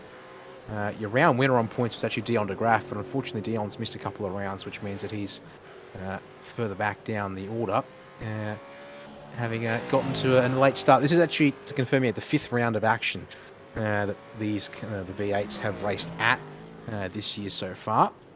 But yeah, you were right in saying that Aaron Gilbert had a bit of a tough time with the full field invert. Came from 30th place up to 10th, mind you. It was more race 3, where he only gained 3 spots. In fact, actually finished 8th, but had a couple of post-race penalties. He actually gained 1 spot in race 3, which was a little unexpected, so that stalled his run a little bit there. But yeah, 17-point margin for first and second, with Henry King there in behind him, who also gained points on him at Phillip Island. And then only 30 points back to, or 31 points from first back to third in the hands of Gavin Cox there. So yeah, that is the fight for the front of the situation for now at least, but we'll see how things go after proceedings this evening, as we're on board with Tim Nicol, one of our drivers here in a Holden VF Commodore, number 23, working his way up towards turns 12 and 13. Needs to get a time on the board here, Reese, and are running out of time to get that done. Yeah, only 3 minutes remain, and Nicol ran 29.6 in practice, so he's within a second of Aaron Gilbert. Sets a 29.7 that time around. That is good enough for provisional P3. Good performance there from Tim Nicol. We'll have to wait and see if he commits to a second lap here and tries to improve, because if he goes back in to the pits here, he's not going to have time to get another lap on the board. Tiny micro lockup on the way into turn 3, probably stymieing the run ever so slightly. Joe Mahoney, meanwhile, well, he was second, was third before Tim Nicol overcame him. And coming up to the end of a lap now in the number 36 Ford Falcon here. And across the line he will come. That's going to not be a lap that counts. Looks like it was actually an out lap there for Joe Mahoney. So let's see what he can do here. Lovely run through turns 1 and 2. And then it's all about getting it done nice and smoothly under brakes here for turn 3. Doesn't lock up. Could probably have afforded to turn in a little bit later and use a bit more of the track to the left, but it's all about safety around Belle Isle. If you tap one of those walls, you will get a 0x added to your incident points. So you won't actually get an incident point added, but it will invalidate your lap. That's why we're seeing a lot of drivers struggling to actually set times here. Yeah, if you push too hard, that'll be session done. And speaking of session done, I'll have a look at the time left in the session at 1 minute 15. It's going to be a hard cut once again, which means that drivers need to have already started their final laps. And I think if Stephen Varga is very lucky in the 868, he'll be the last car that got across the line in time to start a lap. This will stay with Mahoney, though, to see if he can get this one to count and go a little bit better than at P5 as he works up towards turns 12 and 13 once again. That looks nice through 12. Little wiggle on exit as he tried to get the power on. 13 looking pretty solid though there, Reese. as he'll bring it to the line here, and he'll come across with about 35 seconds in the session to go. 30.3. 9. It was close, but not quite. Yeah, only missed out by a tenth or so, it seems. Steven Varga, meanwhile, another of the drivers who's looking to improve here. Varga, of course, another part of the Middle Finger Racing crew there in the 868. He's just behind Matt Haywood and only has to gain 0.03 of a second to move up a spot on the grid. Let's see as he commits. In time. Yeah, nah, he's going to abort. That's the session over, and because we're running the heat format, hard cut to the end of the session. So that's going to bring us into the grid for the first of our 2 races tonight. 22 laps ahead of us, or 45 minutes if there is a safety car, and it ends up going time certain. Aaron Gilbert on pole position by 0.2 over the number 20 of Dion de Graaf. It's another excellent performance for the Sim Blacks Falcons, with de Graaf there sitting alongside Gilbert on the front row of this grid. And of course then we do have Dean Alessi starting alongside Tim Nicol in 3rd and 4th. Just behind those 2 drivers on the second row, we do have Joe Mahoney starting alongside Matt Haywood, the second Sim Blacks Falcon. And then Steven Varga and Nick McMillan in 7th and 8th. Cobalt getting into the top 10, nice to see. And the top 10 rounded out by the second Cobalt car of Shane Bowen alongside Colin Bruns for MFR. E11 is going to be in the hands of Tyson Hanma. Second time out in the Vermilion Motorsports colours, with Gavin Cox alongside to round out the top 12. Peter Pavlovich and Troy Sipple on the 7th row there, with Pavlovich in his Pacific Esports colours once again. And the second of our Pecky's Performance Racing colours there. Stefan Adams, the third of our Team Simblacks Racing drivers, alongside Danny Vassell there in 16th place. Row number 9 with Anthony Green and James Allen there sharing that row. Sean Slater going to be the last car at set a time in qualifying, sharing the 10th row with Craig Mason there. And it's just Dan Stevens, Henry King, Lindsay Hobbs and Stead Miller to make it 24 drivers. And no better time to do it, because they're on the revs here as we get ready to rumble from the Motor City, and we're away, but Mahoney's not going to get going, unfortunately. That's going to cause a bit of a crunch. Thankfully, everyone avoids him, but only just as we get going here in turns 1 and 2, Reese. Goodness me, well done on everyone to avoid Joe Mahoney there. Aaron Gilbert into the lead from pole position. He leads by 0.6 of a second over Dion de Graaf. Dean Alessi staying in 3rd spot. Tim Nicol into 4th, and they're starting to close up here into turn 3. It's side by side between Tyson Hanma and Troy Sipple in the Falcon, coming into the corner there with Danny Vassell trying to hold on. Vassell had a reasonable run in the Grand Tour, but will it go wrong here? That's a few spinners there. Big stack up indeed. The field is blocked. That might be a safety car there. Hanma spinning, and then Henry King spinning in sympathy. All of these drivers struggling to get going. They're all going to have to wait on King. Yeah, this is nasty here, as Stefan Adams has just requested permission, I think, to tow out of all of that one there. Yeah, Adams actually might be stuck in the wall, actually, one of the Simblacks, although it looks like he might try and get going there. Yeah, he's got going again. But absolute chaos. And actually, if I heard Henry King correctly, we actually don't have a safety car in the server tonight here, Reece. So yeah, we are going to have to stay green all race long, unfortunately, so we will most certainly get our laps in, but it means that, yeah, things are a little different to what we expect. And speaking of that, it's still busy up towards the front of the field. It is Steven Varga trying to take P5 off of Matt Haywood as they round turns 1 and 2, but the inside strong there for Haywood to start at least.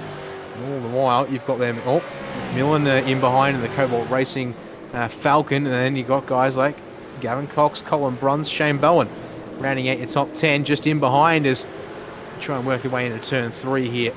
And yeah, no surprises that we've got a host of drivers. Well, actually not a host, sorry. It's just Troy Sipple, Craig Mason, Stead Miller who come to the pit lane, but they are coming in 1 lap early, which means won't count as the compulsory stop. And this is what kicked it all off here. Sipple trying to go up the inside of Hanmer at turn 5 on the crisscross. And Henry King actually spinning by himself on the curve, as well as Stefan Adams there, Reece. So 3 cars having accidents there, and it ends up being, yes, Adams and King's one that blocks a track there on the corner exit. Well, yeah, looking at Adams, I actually saw there was some contact from Daniel Stevens on the way into the corner, as that's an issue for one of the Cobalt cars. They come together. Oh no. Mick McMillan and Shane Bowen, you definitely don't want to make contact with your teammate in a race, but they couldn't quite help it there. That was one of the MFR cars stuck up there with him, of Colin Bruns, and now Hanma on the recovery after his spin, looking to make the move on the 111 MFR Commodore, but doesn't happen into that corner. This has turned out to be a very chaotic run to start things off in the V8s. We're only at the end of lap 2, and the pit window is open. Here's what happened. Contact with the number 8 of Matt Haywood, sending the 88 around, and there was nowhere for Shane Bowen to go. Yeah, no, unfortunately, Shane ended up being the first car on the scene with Brunswick. Oh! Haywood. 97 of Danny Vassal's found the wall at turn 2, but yeah, Haywood has gone around at turn 1. So we've now got McMillan mechanical black flag, Haywood mechanical black flag, Craig Mason in the 47s got a mechanical black. Dan Stevens has picked up a mechanical black flag, as well as Danny Vassal. We've got cars left, right, and centre that are going to have to limp back to the pits here and take service earlier than they would like. Danny Vassal actually running into the wall on the exit of turn 2. That collected Daniel Stevens, unfortunately. So here's what happened, as Vassal just goes a little bit too deep, clobbers the outside wall, and Stevens runs into him. Yeah, he'd already committed to the exit. Again, nowhere for him to go, and that almost involved the pack that had the big prang earlier in the fountain section. But, oh dear. Well, looks like safety car has been called, and it looks like it's going to be a virtual safety car. So would you say then it's a virtual safety car? Aaron Gilbert effectively acting as the safety car, backing up the rest of the field as we try and sort this out. It's a funny one because it's a safety car, but because yeah, if you say virtual safety car, you kind of, I guess, you think of the F1 style regulations where everyone has to hold position. But in this case, they've been allowed to catch up to Gilbert, and they will, of course, therefore all pile into the pit lane to get the compulsory stop done, with the exception of what looks to be Sean, the number 18 machine of Tyson Hamm, who's going to stay out here. Now that's risky because now he has to back it down. He has to back it off to 80 kph as the race leader. Whilst everyone else has gone into the pits. Well, he's backed off. He's following He has backed the off, rules. yeah, but he's not quite slowing to the full 80 kph that was instructed earlier. I just think that was probably not the right decision to make in Hanneman's case. Get that service done. Right, so looks like Aaron Gilbert winning the race out of pit lane. Tim Nicol, though, jumping up a couple of places to effective second spot once Anthony Green and Tyson Hanmer come in to take their stops. Looked like a very good stop, actually, from Tim Nicol. 9.7 seconds or thereabouts. Compare that to 10.5 seconds for the likes of Alessi and Varga. Dion de Graaf stopped for 14 seconds, which is a bit bizarre there for the driver who started in second spot. That says maybe fuel had to go into the number 20 Simblack's Falcon. Perhaps that, or he's just missed the jacks and had to take some time going back. I might actually go. I'll have a quick look and see if I can find that out for us here, because he's right up behind Aaron Gilbert when he came in. And no, he hit his jacks all right. I think just a little. Just ended up taking extra fuel, perhaps. So that is what it is, I guess. So we now cycle around. We're going to go green at the end of the rate, at the end of this lap here. So we will get back to things very shortly here,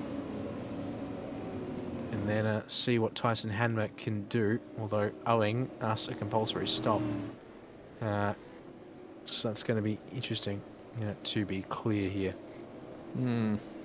All right then. Well, the field all forms up, and question is, will Hanmer and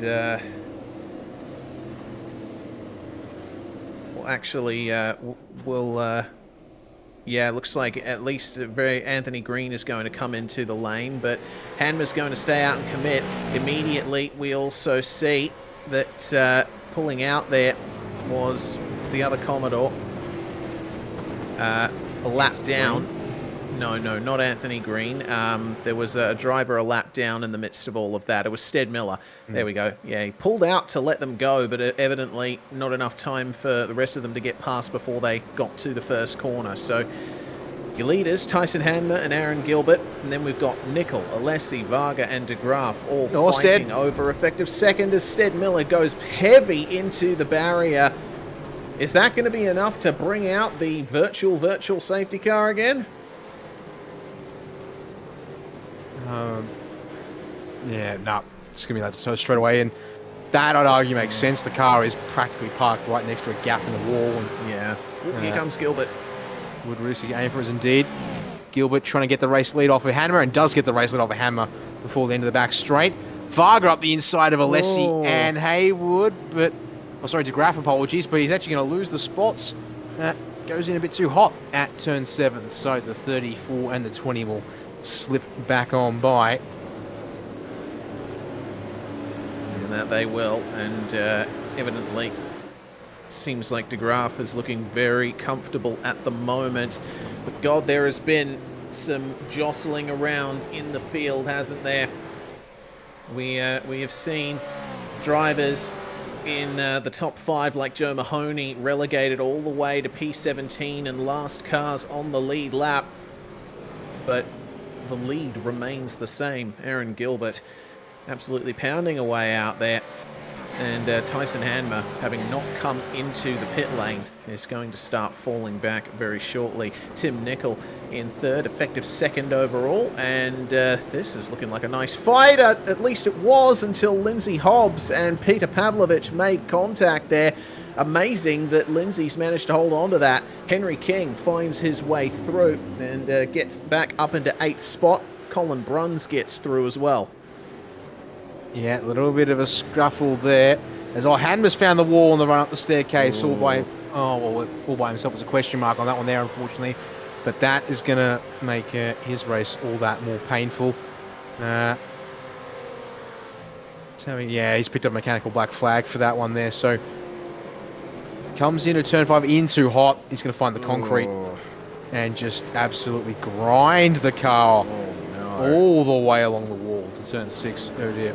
Indeed, that will put paid to his race, unfortunately. And he'll join the likes of McMillan, Vassell, Stevens.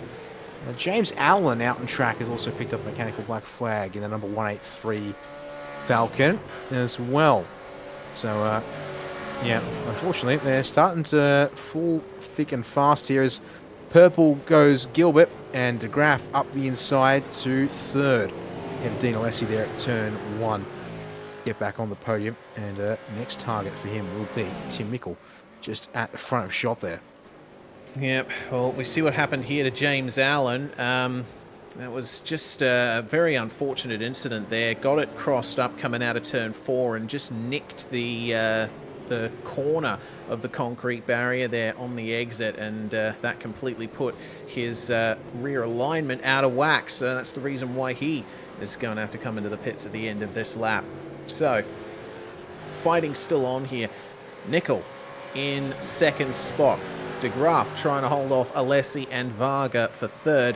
Right now, looks like De Graaf is the fastest of these 3 cars, and he is absolutely nailing every turn in point and apex. Every other car in this pack just looks to only just be holding on by the skin of their teeth. De Graaf, though, looks like he has a bit more to give. Yeah, he'll be wanting to go chase after Aaron Gilbert, that's for sure. And had the pace in qualifying to be close to him as well. Well, closest of everyone so far tonight as well. So I would expect that he'll be trying to make a run on your leader, but it's going to be a hard task, that's for sure. Nearly 4 seconds back as they come to the line. Tim Nickel able to hang on to the spot for now, but as we come around turns 1 and 2, yeah, De Graaf's trying to set something up here as we also see that Alessi's trying to stay ahead of Stephen Varga. Might just with that kind of a run. On board with DeGraff as he will shoot past Nickel here on the way to the braking zone, and able to get completely clear as they make the turn in under at the corner there. So spot taken, and now clear road, but 4 seconds. And Gilbert was the fastest car in qualifying. We'll see if that converts to a fast race car once again here on the streets of Detroit. Yeah, well, looks like Nickel has the edge over these two just for the time being, but Alessi managing to keep Varga behind. So battle of the teammates will have to wait for a little bit as Aaron Gilbert continues his nice run around here. Lap 8 of a projected 22 laps, and we've already had about 14 minutes or so of this race go by. We've got a maximum of 45 minutes to cover in a race. At the moment, I would hazard a guess that we will be able to get all 22 scheduled laps in here, but we'll have to wait and see if there are any other big incidents out on track. Steven Varga trying to hook up the exit of the penultimate corner, but just can't do it at this point in time at least. And particularly nice run through the first couple of turns there for Dean Alessi.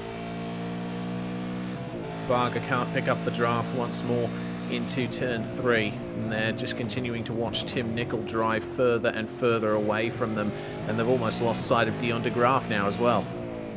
And DeGraaf and Gilbert, the only two drivers in the 1 minute 30s on that last lap at least. But looking at things, Alessi over 2/10 faster than Nickel on the last lap, as you're looking at the back of the car towards Steven Varga, who goes in just a little bit hot at turn 6, which will actually open the margin up for Alessi, so he doesn't have to think about the mirrors down here into the end of the back straightaway at turn 7. There's bit of a moment there for DeGraaf at the end of the straight, and he's going to run a little hot in here, maybe, not quite. We'll hang on to that without too much drama, but lost a whole bunch of time that he had made up, or was working on making to Gilbert, and it's going to be a bit of a struggle now once again as there's that fight for second on back that is certainly going on. But we've also now got Gavin Cox having to try and fend off Henry King here for 6th place, and Colin Bruns almost sort of watching on with a keen eye at the moment there in 8th position here, Reese. So plenty of action still going on with several groups of cars ready to play ball. Yeah, and we still haven't quite reached the halfway point of the race yet. That's a good run out of turn 2 for Henry King. Slips up the inside of Gavin Cox, and well, let's see how much he extends the entry into this corner. Looks like he might have gone a little bit narrow on the way in, but parked it on the apex nicely, and meant that Cox could not fight back. Both cars with damage at the moment, and you can say the same for Colin Bruns behind. Bruns, I think, was one of the cars involved in the contact between the Cobalt teammates a bit earlier at the fountain section, but I could be wrong on that. My memory hasn't been the best at the best of times. But now it's another intra-team battle between Middle Finger Racing cars. Of course, they are different sub-teams, but part of the same stable here, Cox and Bruns. But now that King's gotten by them, again, he's starting to jet away as the number 36 of Joe Mahoney gets past Shane Bowen. That looked like a nice move on the way into turn 3. Craig Mason's also looking for a pass there. All those drivers are 3 laps down at the moment, all being involved in incidents a little earlier. Yeah, and just seeing here as we watch these drivers work their way to Lessians, once again I should say, turns 1 and 2 for them. But yeah, a lot of cars now, unfortunately, well, because essentially you do have a lot of cars back out circulating, but we have 15 on the lead lap, and then the next car is Nick Miller, and he's 3 laps down on everyone else who is still on the lead lap. Got a bunch of cars there who could fight somewhat a bit for that those spots there. And then a couple of drivers circling. 4 as Anthony Green's around in turn 13, which could be a moment here for the drivers as they come up on him. And indeed, and a group of cars just pass him by. Thankfully, he can get it offline. He's got time here to get it spun around and head to the pits. The next car coming up is leader Aaron Gilbert, and Aaron is only just exiting the fountain section now. So we'll go to a replay here, and unfortunately, self-inflicted error. Oh, way too quick. Way too quick. Really weird incident there. Yeah. Well, unfortunately, Troy Sipple managed to collect him, and that was further damage then for the number 17 Falcon. Teammate to Tim Nicol, who we keep an eye on here, is managing to stay in touch with Dion de Graaf, and comparing the lap times between the two of them, well, last lap was 1 minute 30.8 for de Graaf versus a 1:31.3 for Tim Nicol. Actually, Nicol not having the best of laps that time around, but if we want to look at best legal laps, as in laps where they didn't collect a wall or go off into the grass ever so slightly, Tim Nicol actually has the edge over Dion de Graaf. He was about 2.5 tenths quicker on their quickest clean laps, and actually looks like Henry King has given up 6th position there to Colin Bruns. Something going wrong there for the number 2 Falcon. And it was the exit of turn 2 where it really started. Okay, so we're watching here. Oh, going to switch to the inside on King, and just up the inside nicely there. And King not going to fight that one at this stage of the race. So Good move. clean, simple, well executed run there. As we head back to pitches, you can see here Gavin Cox is still in play and actually looking to hustle on King here. He's actually looking a little vulnerable, I'd say, as he rounds the fountain here. Reese, that HJR car maybe. Well, we can see it's got a bit of a chunk torn out of the left side of the car there, as Cox will then get a bit sideways for us. But seeing Henry King, these cars seem to be quite vulnerable to mechanical black flags. He doesn't have one yet, but struggling with handling perhaps. The steering is straight, but just missing a chunk of grip in the lower speed stuff, perhaps. Have to see some more as the laps tick by. I mean, he's still carrying damage from the spin and getting involved in the big crush in the first lap. So there's probably still a bit of wayward behaviour in that number 2 Falcon that he's still trying to contend with. But the fact that he's still able to run at the pace he is and keep pace with these guys is worth talking about. I mean, compare it to Aaron Gilbert. He still has no visual damage at all on that number 1 car, and he's in the lead by 5.7 seconds. There's your 2nd and 3rd place cars, then 4th and 5th. That's the kind of lead that Aaron Gilbert is enjoying right now. Looks like it is back to form for the reigning series champion, at least at this point. Touch wood. We don't want to commentators curse him, but yeah, I mean, checking back in with King here, he doesn't seem to be making much of a run back here.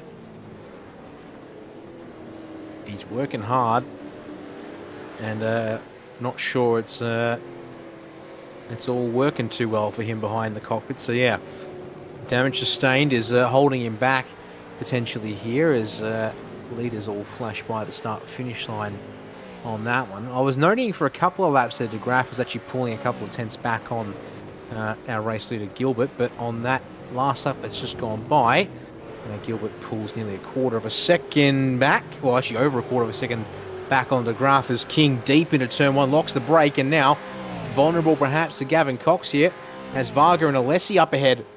Oh sorry, that's apologies, that is Alessi getting by it's Danny Vassell and Tyson Hanema, who are actually racing for position here on track in amongst all of our lead lap cars, whilst unfortunately 2 of them are 4 laps down.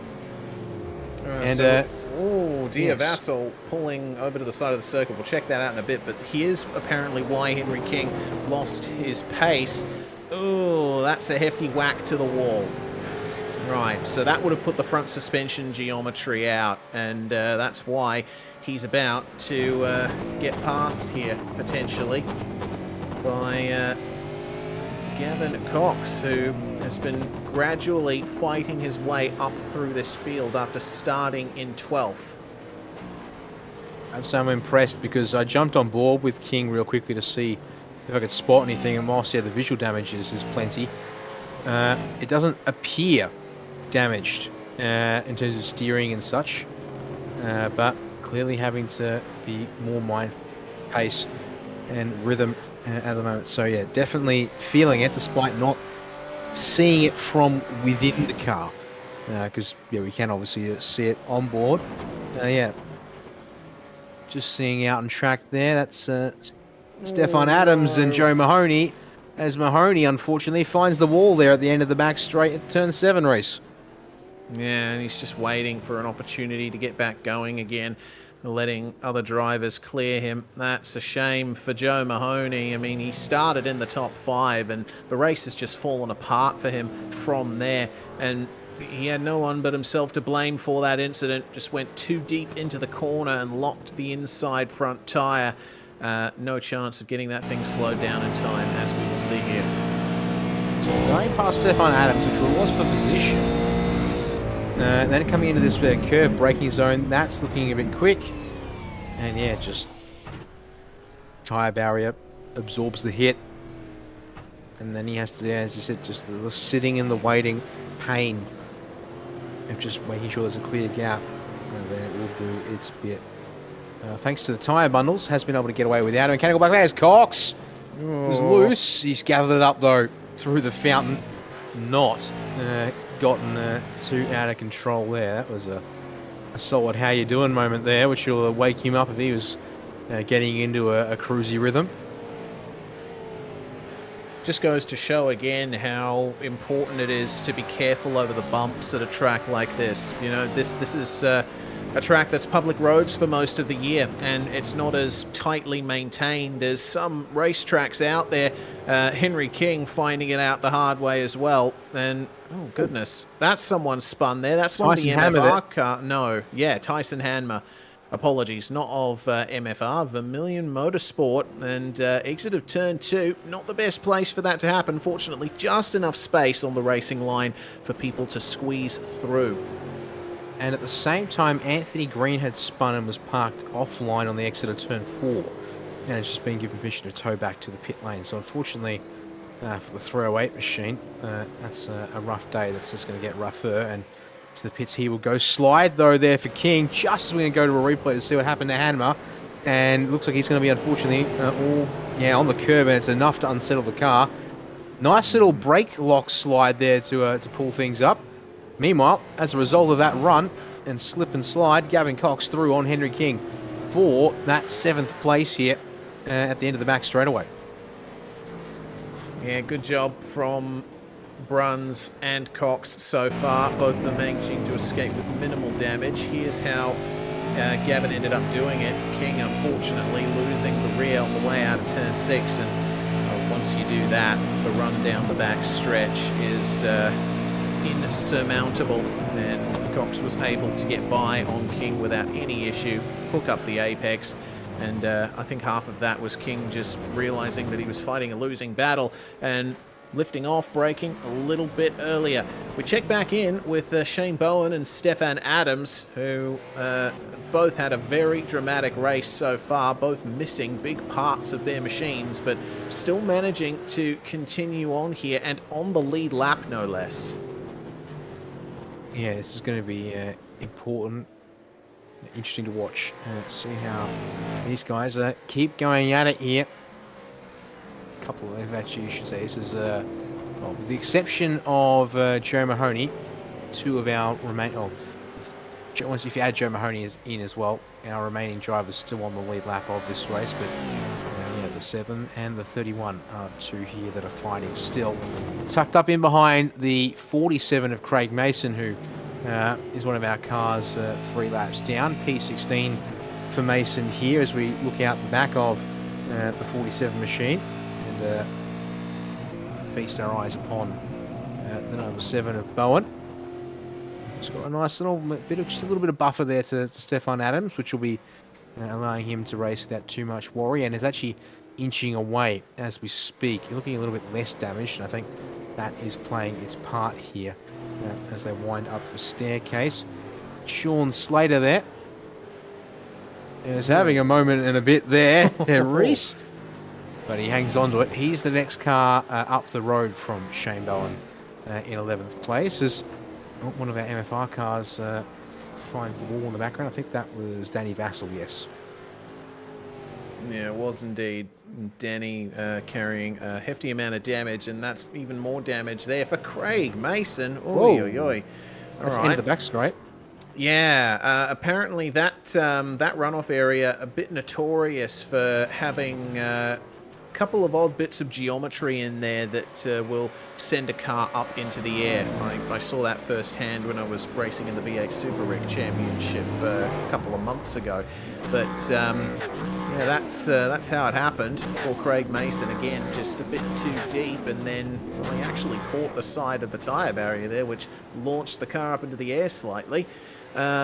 Regardless, looks like he's managed to continue on, and we are rapidly approaching the end of this race. We will have 4 laps to go when Aaron Gilbert crosses the line here, and he enjoys a magnificent lead, which is the Aaron Gilbert that we are used to. 5.8 seconds still the lead here, but Dion de Graaf holding on very nicely to that second spot. He's got a great advantage over Tim Nicol. That gap for second place has just been extended ever since de Graaf made it to the front of that pack. Oh no, but it almost goes wrong from there. That's a car around at turn 3, James Allen. Further issues for the number 183. Seems like there's barely been a single driver out there that hasn't come a cropper tonight. Yeah, that was a nasty moment there. Alan's got going, but unfortunately, just saw there slap the wall in the process. But so we'll see if he has to come to the pits for further repairs to finish. So whilst we're looking further down the field and at replays, a change of position for 4th place as Stephen Varga got by Dean Alessi here. You see under anchors at turn 3, Reese. Nice and tidy. Alessi too, not really too much of a fight, so they keep their momentum and they carry on. They're only about a second and a half off of Tim Nicol, at least Stephen Varga is. So, you know, you could maybe see a fight for the final podium spot if Varga's got anything left for Nicol. Meanwhile, final spot in the top 10, that too is up for contest as Peter Pavlich and Sean Slater continue on here. Trouble though for Colin Bruns, has picked up a mechanical black flag in recent history, and he's in P9 up the road from these two, so he'll have to come to the pits potentially. He will have to come to the pits to clear that. So these two drivers don't actually need to fight if they both want a top 10 finish at this stage. Yeah, but regardless, Slater is really pushing Pavlovich, and it's probably it being for the last position in the top 10 is far from their mind as Bruns pulls over and lets them go. Here's what happened to him coming into the fountain section. Out of this corner, we've seen a couple of spins, but that's likely to be a hardware failure. Yeah, surely screens off maybe, because yeah, I actually would say that's actually a screen off issue, because steering wheel failures often usually result in the steering going hard left or hard right. That there was there. He just lost all vision and just kept turning, hoping that he was maybe not as far through the corner as he was. But alas, he had basically made it through the turn, and concrete was all he would find as Slater gets a bit of dirt for his troubles there on the entry to turn 4. Still eyeing off Pavlovich there for what will now be P number 9, as they've got just under 3 laps of racing left to go here for the opening of 2 for the V8s here tonight at Detroit. And a good run off at turn number 6. He's trying to set up, goes for the left. We'll have the tighter entry as Pavlovich wobbling, yeah, there, Reese. But he's going to hold the apex 7. Slater is not going to be able to contest on this particular occasion. You could see that, bit of a wobble for Sean himself. It looked like Sean was anticipating that Pavlovich with that wobble might have gone way too deep and into the barriers, so he was just giving him as much room as possible. But both of them managing to get through the corner all right. Slater has lost a bit of time to Pavlovich in that sequence of corners as a result, but they're coming round to begin their penultimate lap here. Aaron Gilbert, Dion de Graaf and Tim Nicol already well on their way to taking the white flag, but this is such an interesting fight between these two, and it's all Pavlovich can really do to keep the car on the track at this stage. You can see how much damage he's got. Slater moves to the inside for turn 3, but not quite brave enough to go for the move on the brakes there. Pavlovich hooks up the apex nicely and will stay ahead for at least a few more corners, but this concrete canyon up the staircase will definitely get you. Speaking of the concrete canyon down the start-finish straight, Aaron Gilbert negotiates it and takes the white flag. Final lap has begun. We will flick back to this fight to see who manages to get 9th spot in the end.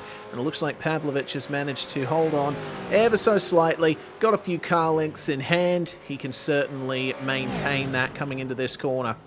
Tries to straighten up the braking zone a little bit more than he did last time. Nails the curb. That's very nicely done there from Pavlovich. And both of them managed to negotiate the bumps nicely through this section as well. It seems that Slater, he was giving it his all, but apparently has run out of car to use, because Pavlovich is just pulling away from him on every single corner exit. Well, I'm sure that we'll be able to check in with this fight after Aaron Gilbert crosses the line. We'll stay with him, with them for a couple more corners here, because the exit of turn 2 is certainly one place to watch around here. They take the white flag. Now, does Sean manage to nail the exit here? Can he get the move done on Peter Pavlovich? There's a slightly narrower exit there, and I don't know if Slater will have enough. Pavlovich going defensive this time. He is looking. How late on the brakes will he be? Will Pavlovich overshoot? Slater gives him the room there. Oh, it's going to continue here side by side through the staircase, but Aaron Gilbert through the final corner. That is a dominant victory in race 1 of the V8s. And it looks like de Graaf is going to be safe from Nicol for second. But Sean Slater actually getting past Peter Pavlovich in the midst of all of that, as our race leader crossed the line. Slater up into 9th spot and starting to pull away from Peter Pavlovich. It was always the case there. Pavlovich down from turn 3 through to turn 5. He's actually just too generous with the space left for Slater. Sorry, and yeah, allowed the 39 to basically just go around the outside of the two right-handers, and that therefore became the inside for the left-hander at turn 5, up through that opening staircase section. As both of them in deep there at turn 11, but power on out, and as you did indeed spot there, Slater ekes out the margin nice and, well, fairly quickly there indeed. And he'll round turn 13, little wiggle through his troubles into the finish line. They will come to round out our top 10, and it'll just leave Shane Bowen in behind them as the final car on the lead lap to take the checkered flag and wrap this race up for us here today. But of course, one more race to come in just a moment after a short pause. And then we do it all over again for another 22 laps. Indeed we do. Well, last few drivers coming across the line here. Shane Bowen getting to the finish with a very battered number 7, and Joe Mahoney making his way across the line for 12th spot. Far cry from his top 5 start there, but certainly could have been worse for him. Aaron Gilbert takes the win. 8 seconds was the gap in the end from Dion de Graaf and Tim Nicol, with Stephen Varga and Dean Alessi getting into the top 5 there. My apologies, Stephen Varga actually part of Synergy Sim Racing. Gavin Cox also part of the MFR crew with Alessi, gets 6th spot, and then Henry King recovering to finish in 7th spot after a race that looked like it was over for him after a 22nd spot start. Hobbs, Slater and Pavlovich will round out the top 10. E11 goes to Shane Bowen there, with Joe Mahoney actually classified as finishing on the lead lap to round out the or 12 drivers out of our 24 there, so actually a perfect 50% ratio. If that's something of interest there, mathematically speaking, Stefan Adams, the one car a lap down in 13th place, and then Colin Bruns and Nick McMillan classified as 3 laps shy for 14th and 15th. Dan Stevens and Tyson Hammer, 15th and 16th for them. They also show up as being, well, they show up, I should say, as 4 laps down. James Allen then 7 laps short and in the pits as well with damage. Danny Vassell further on down in 8th, unfortunately there. Craig Mason rounds out the 20 at 9 laps down. But the final drivers being Troy Sipple, also 9 laps down, retired. 12 laps shy for Anthony Green, 19 laps apiece for Stead Miller and Matt Hayward. That sets the order of the grid here for race number 2 as we get steady to rumble. And, well, as soon as everyone's on the grid, we will get going, but at most, that's about 25 seconds till we get the lights and the signals to get ready for our final race of the night, Reese. 22 more laps, a pit stop again to come our way. Let's see if we can get away cleanly cleanly I should say this time, after what happened up on the lap 1 run through the staircase. Yeah, indeed. I think the drivers will be trying to give each other a little bit more space this time around, and I think that certainly there's going to be potential for more stalling. Who will get it done? Who won't? Let's find out as the revs rise, and we are away for the second race here. Poor start, it looks like, from Dean Alessi. That's going to let Henry King through into 5th spot. Tim Nicol trying to challenge Stephen Varga, who had a really good start, but Nicol backs it up out of the second turn. Everyone making it through those opening corners cleanly. And into the lead is Aaron Gilbert once more by a huge margin. There goes King. He's trying to get past Tim Nicol. Just manages to pull it up. Alessi just manages to avoid getting into the tyre bundles as well. And there we go. That's another crash. But it looks like only one car really heavily involved there. But it's Danny Vassell. Into the staircase they come then. Who's going to make it out of here? It was a 3 wides crunch into turn 3. And, yeah, not surprised that would cause us some problems as Stevens up the inside of Shane Bowen there. Well, that's how it ended up. I believe that was a pass for position as a result of all that as they head on down into turn 7. Stevens, possibly in a bit too hot there, but does get it pulled up without hitting Colin Bruns there, one of his MFR stablemates. As then you've got further on back things like Stefan Adams and Matt Hayward side by side in the Simblacks Falcons as they round this fountain section. Hayward, of course, looking to try and recover after an absolute shocker of a race 1 for him. This is the squeeze that unfortunately saw Danny Vassell around. You can see he actually used the last car there up the inside of McMillan and Stefan Adams, and it's Adams that goes around at first, but he actually gets straightened back out and as a result transfers that rotation into the 97 on the inside, unfortunately. Yeah. That might be judged a racing incident by race control as Tim Nicol here chasing down Henry King to try and get 4th spot back. Really good start from Henry King, but unfortunately wide at turn 3 there. Allows Nicol back through. Tim Nicol has had a really good performance tonight, managing to get into 3rd in race 1, and will he be able to do it again here in race 2? Well, they'll have to try and overcome Stephen Varga, who is miles ahead of these guys so far. Of course, you can't even see him in the frame until you get there. See those two little dots in the distance? That's Dion de Graaf and Stephen Varga fighting over 2nd. Yeah, as Graaf's just accidentally bumped the auto chat line for sorry, or he's had a moment out there. I don't think he's had a moment, so we'll call it an accidental bump of the button. There's another replay coming up here. Stefan Adams, Stead Miller, Anthony Green. And Stefan just going to go on straight there. And has got going again, but now out on his lonesome, heading down the back straightaway as the rest of our field pretty much sneaking their way out of the fountain to the last couple of turns here. This is basically an unbroken chain starting at around Peter Pavlovich in 10th. And then all the way back to Stead Miller in 20th places. Don't take us to the pit lane just yet. The pit window is now open, mind you, for anyone who would like to gamble on that one as an option, which might be a play here, Reese, given that it's fairly pleasant conditions, but in saying that, 25 degrees Celsius air temperature means that there's still 27 degrees track temp in it as Brun's up the inside of Pavlovich. Cox has had an issue. And he's dropping down the order. Oh, yeah, there he is. Oh dear. So Cox was running in 8th, but thanks to, actually looks like he overshot the braking zone for turn 3. We'll see it here. Just got on the brakes a tad too late, and might have been a micro lock there, potentially the wall, making things difficult for him if he raised it. Anyway, he went for the safe option. Manages to escape damage, but has lost a lot of time there, having to wait for everyone else to go by.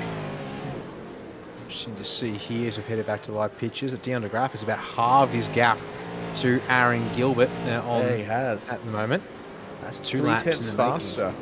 Yeah, it was at 1.1 seconds when I last checked in on it, and so he got it down to 6:10. So he's pulled a good chunk of time in the past 2 laps in that case. So then watch the rest of our top 7 here with Dean Alessi following Lindsay Hobbs, Henry King around. It doesn't look like anything obvious that has allowed De Graaf to catch up to Gilbert. I have seen a couple of lockups from Gilbert into turn 1, for example, or at the start of lap 3.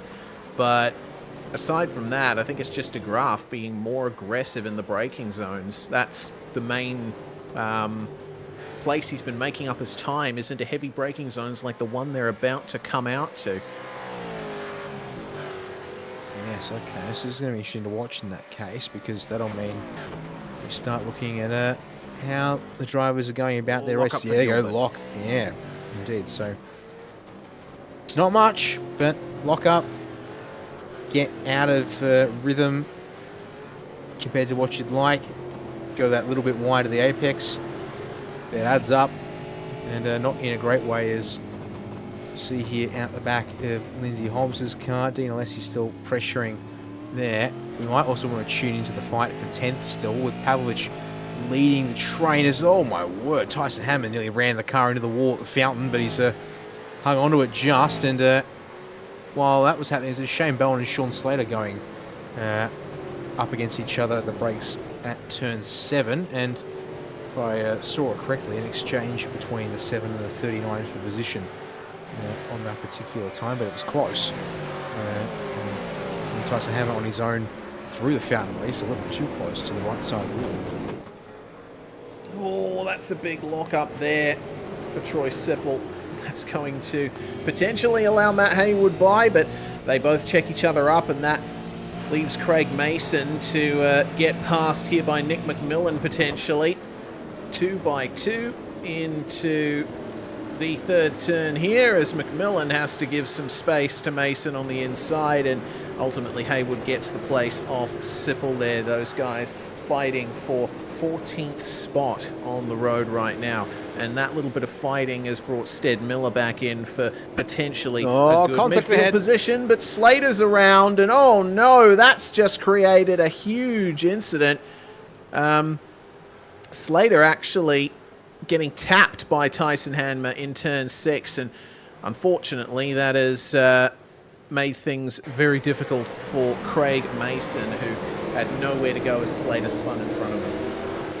Yes, we'll see it here. A little wide at 5, thanks to Hanma putting some pressure on. And then at 6, around goes Slater, who then clips Hanma. And yeah, as you say there, Mason actually squeezed in. And nowhere to go. And then Dean Alessi apparently further on here at the fountain. Runs wide through the ending phase. Grazed the wall on the exit of the corner, actually. That might have been what slowed him down there.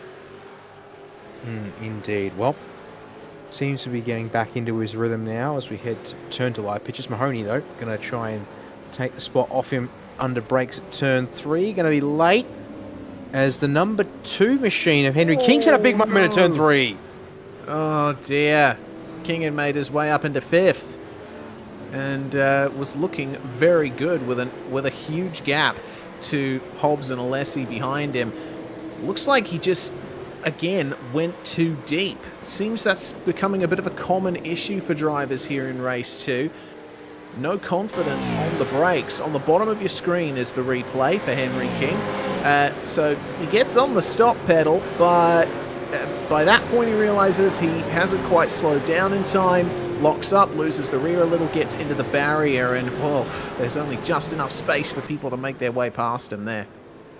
And then a little, again, just like Aaron Gilbert, little pinch of the brakes at turn 7 at the end of the back straight there. So just not able to get that car stopped the way he wants. And while all of that drama has been happening, Dion de Graaf has pulled the margin into 4.5 tenths. So he's closed up nicely. Look, gained half a second on Aaron Gilbert on that last lap alone, who, yeah, Gilbert in particular, sort of a shockingly off-pace lap there compared to what we've seen out of him so far. End of lap 6 of the race as King dives to the pit lane. Craig Mason is stopped up in the staircase between turns 5 and 6, although he's just getting going now as our leaders enter turn 4. So the 47 machine has had a pretty hefty moment. And actually on his outlap too, oh, that's going to be a kick in the pants there for Mason. But he's now at the end of the back straight as our leaders are halfway down it here. Moment at turn 7 for Mason again. Just as the leaders are showing up at turn 7 as well. Oh, thankfully he's run down the runoff, but... Well, that's what I was talking about in race 1. Oh dear.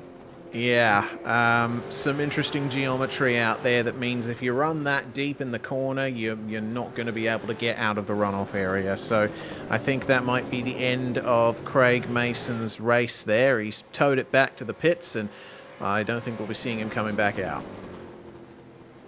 Technically has towed without permission, but I think that one might be excusable given the fact that he's behind all the runoff and on his side. So that probably will do for the intents and purposes of the rule. But yeah, whether he chooses to come back out or is allowed back out again, yeah, it is another question all entirely.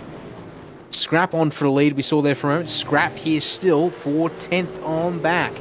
Pavlovich trying to lead Troy Sipple, Nick McMillan and Stead Miller around here, but Sipple's going to bail and get his compulsory stop done here, which is probably actually good timing, as he should be able to pop out in some clean air. Trouble up ahead at turn 3 for Tim Nicol. The 23 machine, which was running healthily in third, I think has had another driver to run deep solo and go off there. Is meanwhile, McMillan's eyeing off Pavlovich under brakes here at turn 3 as well in that group that we were just checking in earlier. Sipple finishes his stop now. That was a long-ish stop. 17 seconds for Sipple. That's not just a simple tyre change, as de Graaf is all over the bumper of Gilbert as well. Wow, all right. So this is a very different race here. I mean, we have seen some pretty big incidents for drivers, but nothing on the scale that we saw in race 1. And Aaron Gilbert having trouble keeping Dion de Graaf behind him at the moment. De Graaf has just switched on here in the second race. And these guys still have a good portion of the race to go. They're still going to get their pit stops out of the way. Pavlovich is in the wall at turn 7. Stead Miller's sliding through 8. What is happening with people's brakes in this race? Now, unfortunately, that wasn't entirely self-inflicted at turn 7 here. Fighting with Nick McMillan to hang on to the T10 position. Does go in too hot, locks the rears, and then, unfortunately, a helping hand. And instead, Miller here tries to fight with McMillan over it. The remaining scraps, that is. That was a good save. A good old slide for his troubles. Haywood's come to the pit lane for his compulsory stop. And I'm just trying to keep tabs on where the leaders are and where everyone else is coming out with service and such, and just trying to figure out where is there a gap that potentially our top 2 could come in. Depending on things, so maybe if McMillan and Miller come to the pits, the gap is there at around what was 9th and 10th for your leaders. They might be waiting on that gap to open, because I would almost argue Dion de Graaf could potentially benefit from an undercut, but the track is a little busy in the spots I think he's trying to hope to come out of. Dan Stevens currently the leader of those who have pitted there in that number 3 Commodore. And he's followed by Dean Alessi, Henry King, and now Matt Haywood with Gavin Cox, the 5th car on track. Here are your 2 leaders, though, at the other end of the circuit. Either of them going to respond? No, they're not comfortable with where they would come out, it would seem, just yet. I still think, yeah, they come out probably too close to Nick McMillan to be able to get into their rhythm the way they want, and it seems that they would rather do a couple more laps and get closer to the halfway mark. Lindsay Hobbs, though, will be the next car to peel to the lane there, Reese, so we'll see where 27 pops out, maybe in and around... oh, Haywood's gone around as well at the exit, and guess what? End of the back straight. Turn 7 claims another victim, as your leaders are also navigating traffic in the form of Danny Vassell through the staircase. Yeah, and that's not a very good place to come up on traffic, is it? As De Graaf is just monstering the rear bumper of Gilbert here every single time they come through a slow corner.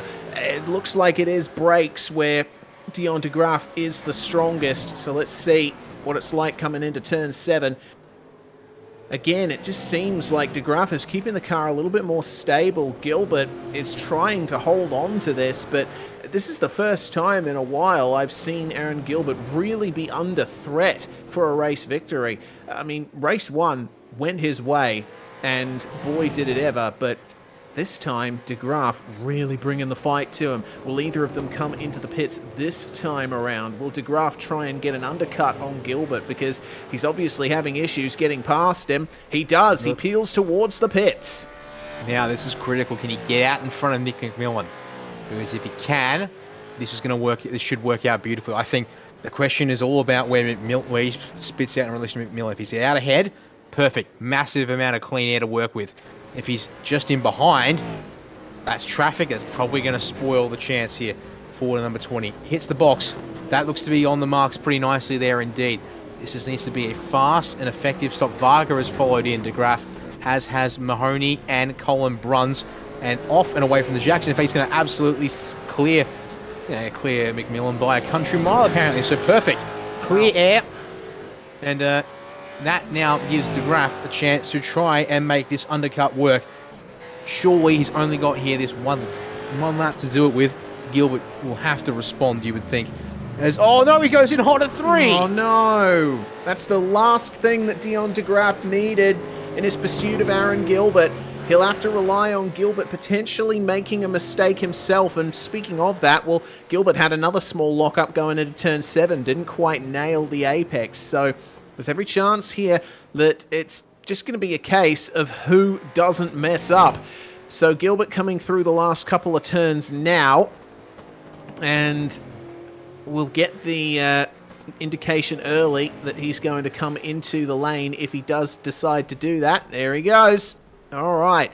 Now it's going to be a battle of the virtual pit crews. So Dion De Graaf's pit stop was 9.1 seconds or thereabouts, and De Graaf currently making his way out of turn 11. Gilbert still hasn't quite reached his box yet. 30.1 second lane time for De Graaf. Tim Nicol also comes in behind Aaron Gilbert. And now De Graaf, despite that unfortunate running wide in turn 3, looks like he could potentially get Gilbert here. Look at this. Gilbert's off the jacks and out of the pit lane. De Graaf coming through turn 1. Is it going to be enough? Gilbert emerges back onto the racetrack, but De Graaf has the momentum. He's actually lost a bit of time. There's more of a gap between them now. Yeah, guess what? De Graaf had to hit the brakes as he came through turn 2. Was pushing too hard to try and catch up there and use the momentum that he had. And now, back right where he was on the bumper of the number 1. So now they go at it once again here with 11 laps to go in this race. And the strategy is pretty much all the same.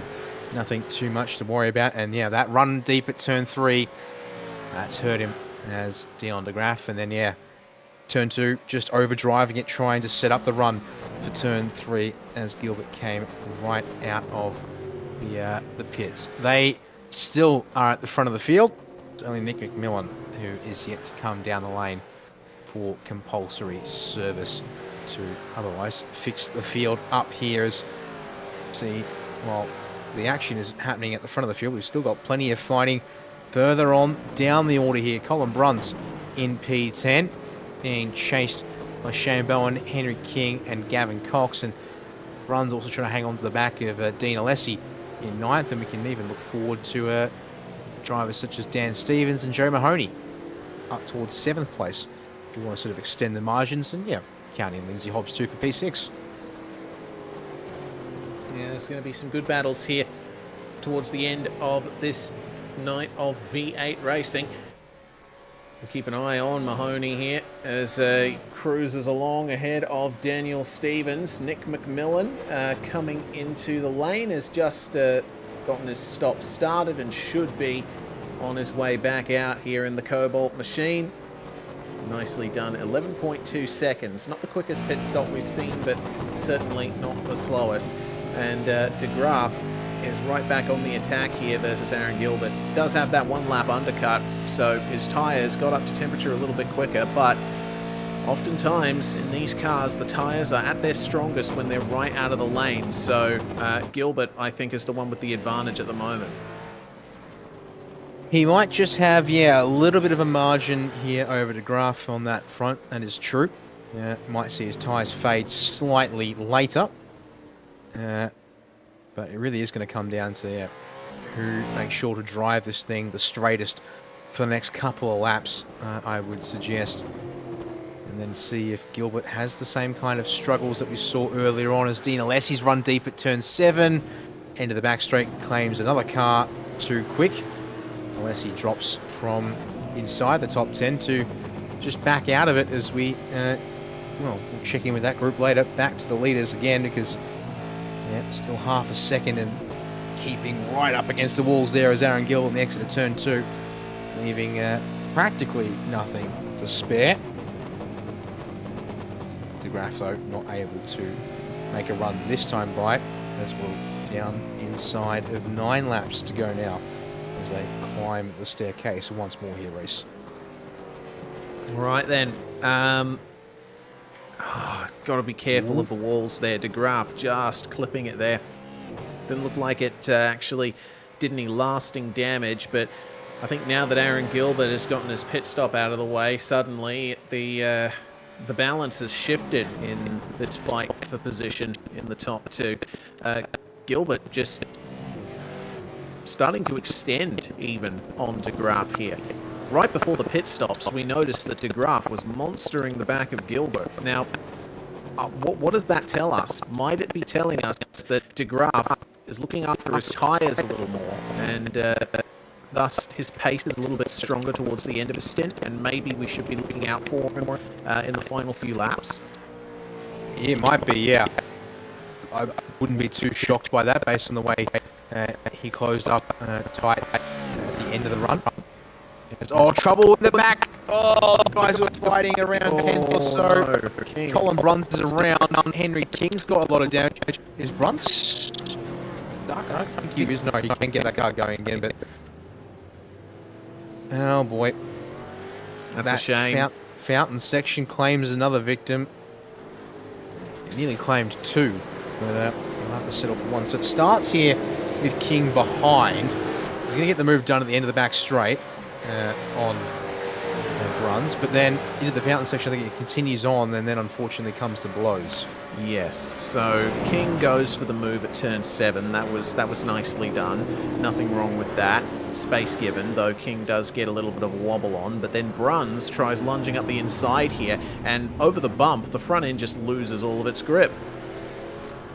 And it's Meatball Henry King's car, thanks to that right rear slap in the concrete.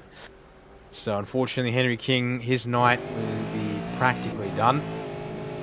Might see if he gets back out to at least make sure he scores some more points. And, well, make sure he's classified in this race. As, there you go. De Graaf a little bit closer now to Aaron Gilbert. And, I think that would make sense here. If he just settles in, waits a couple of laps, see if he can get the little errors to add up. A little bit of locking, a little bit of slip, a little bit of slide.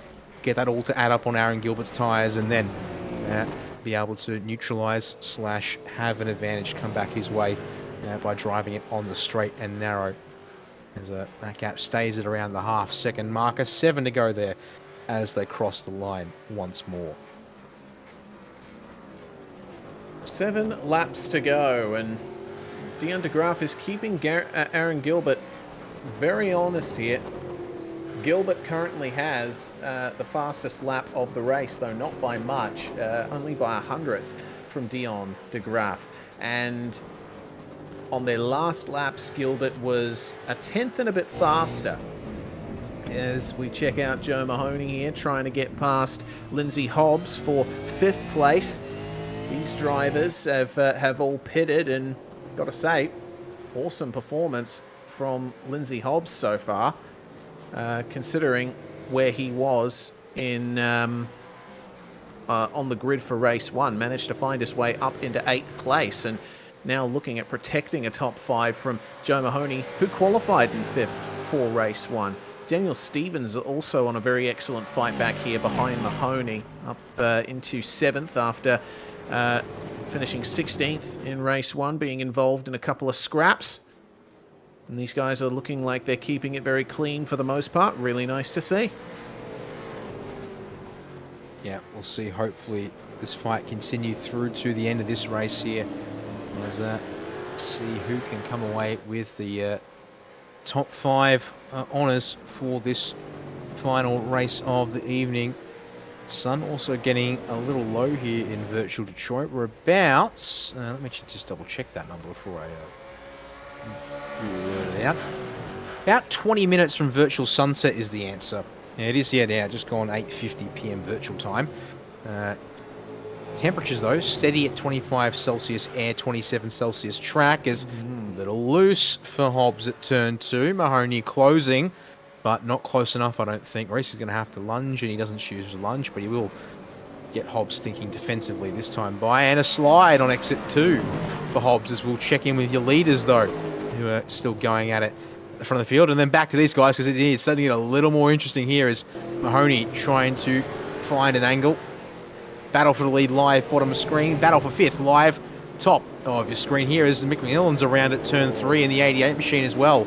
I don't know if he's gone down the runoff again. Another driver there, because he's still not moving on my screen yet.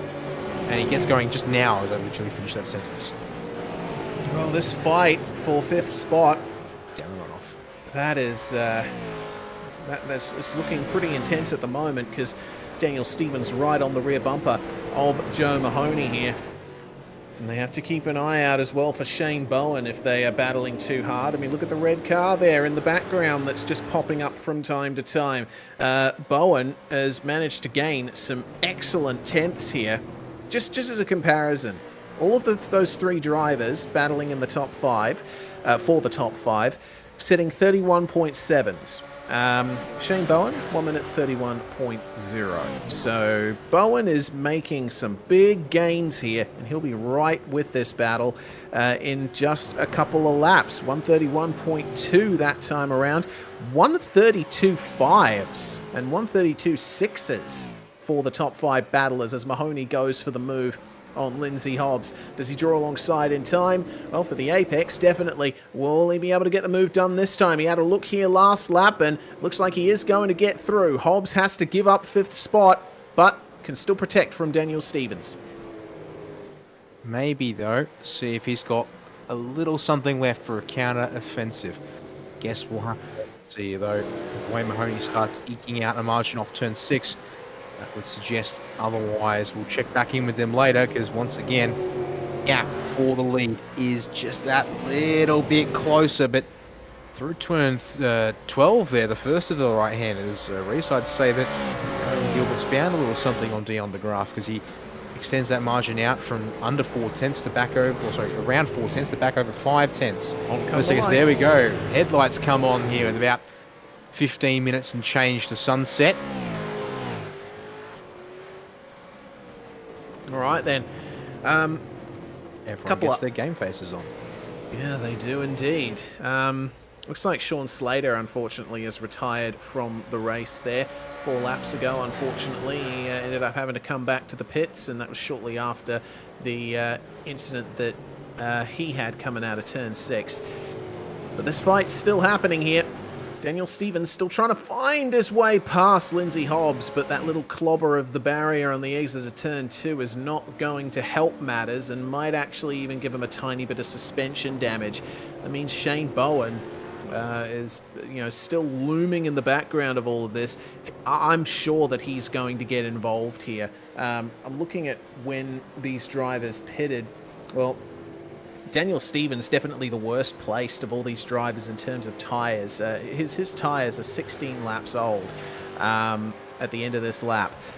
Compare that to Shane Bowen. He only pitted 7.5 laps ago. He actually has the best tyres in this whole top 5 battle. He's still got a lot left to give, but 4 laps isn't a very long time around here. It isn't, but it's enough of a load bear that if you've been a little... Oh, irresponsible! Oh, pushing the limits. And it looks like Dan Stevens has just found the limit of his rears. As around here will go in the fountain, and Shane Bowen now gets to eye off the rear bumper of the MFR Commodore at just a wee bit closer than he thought he was going to get.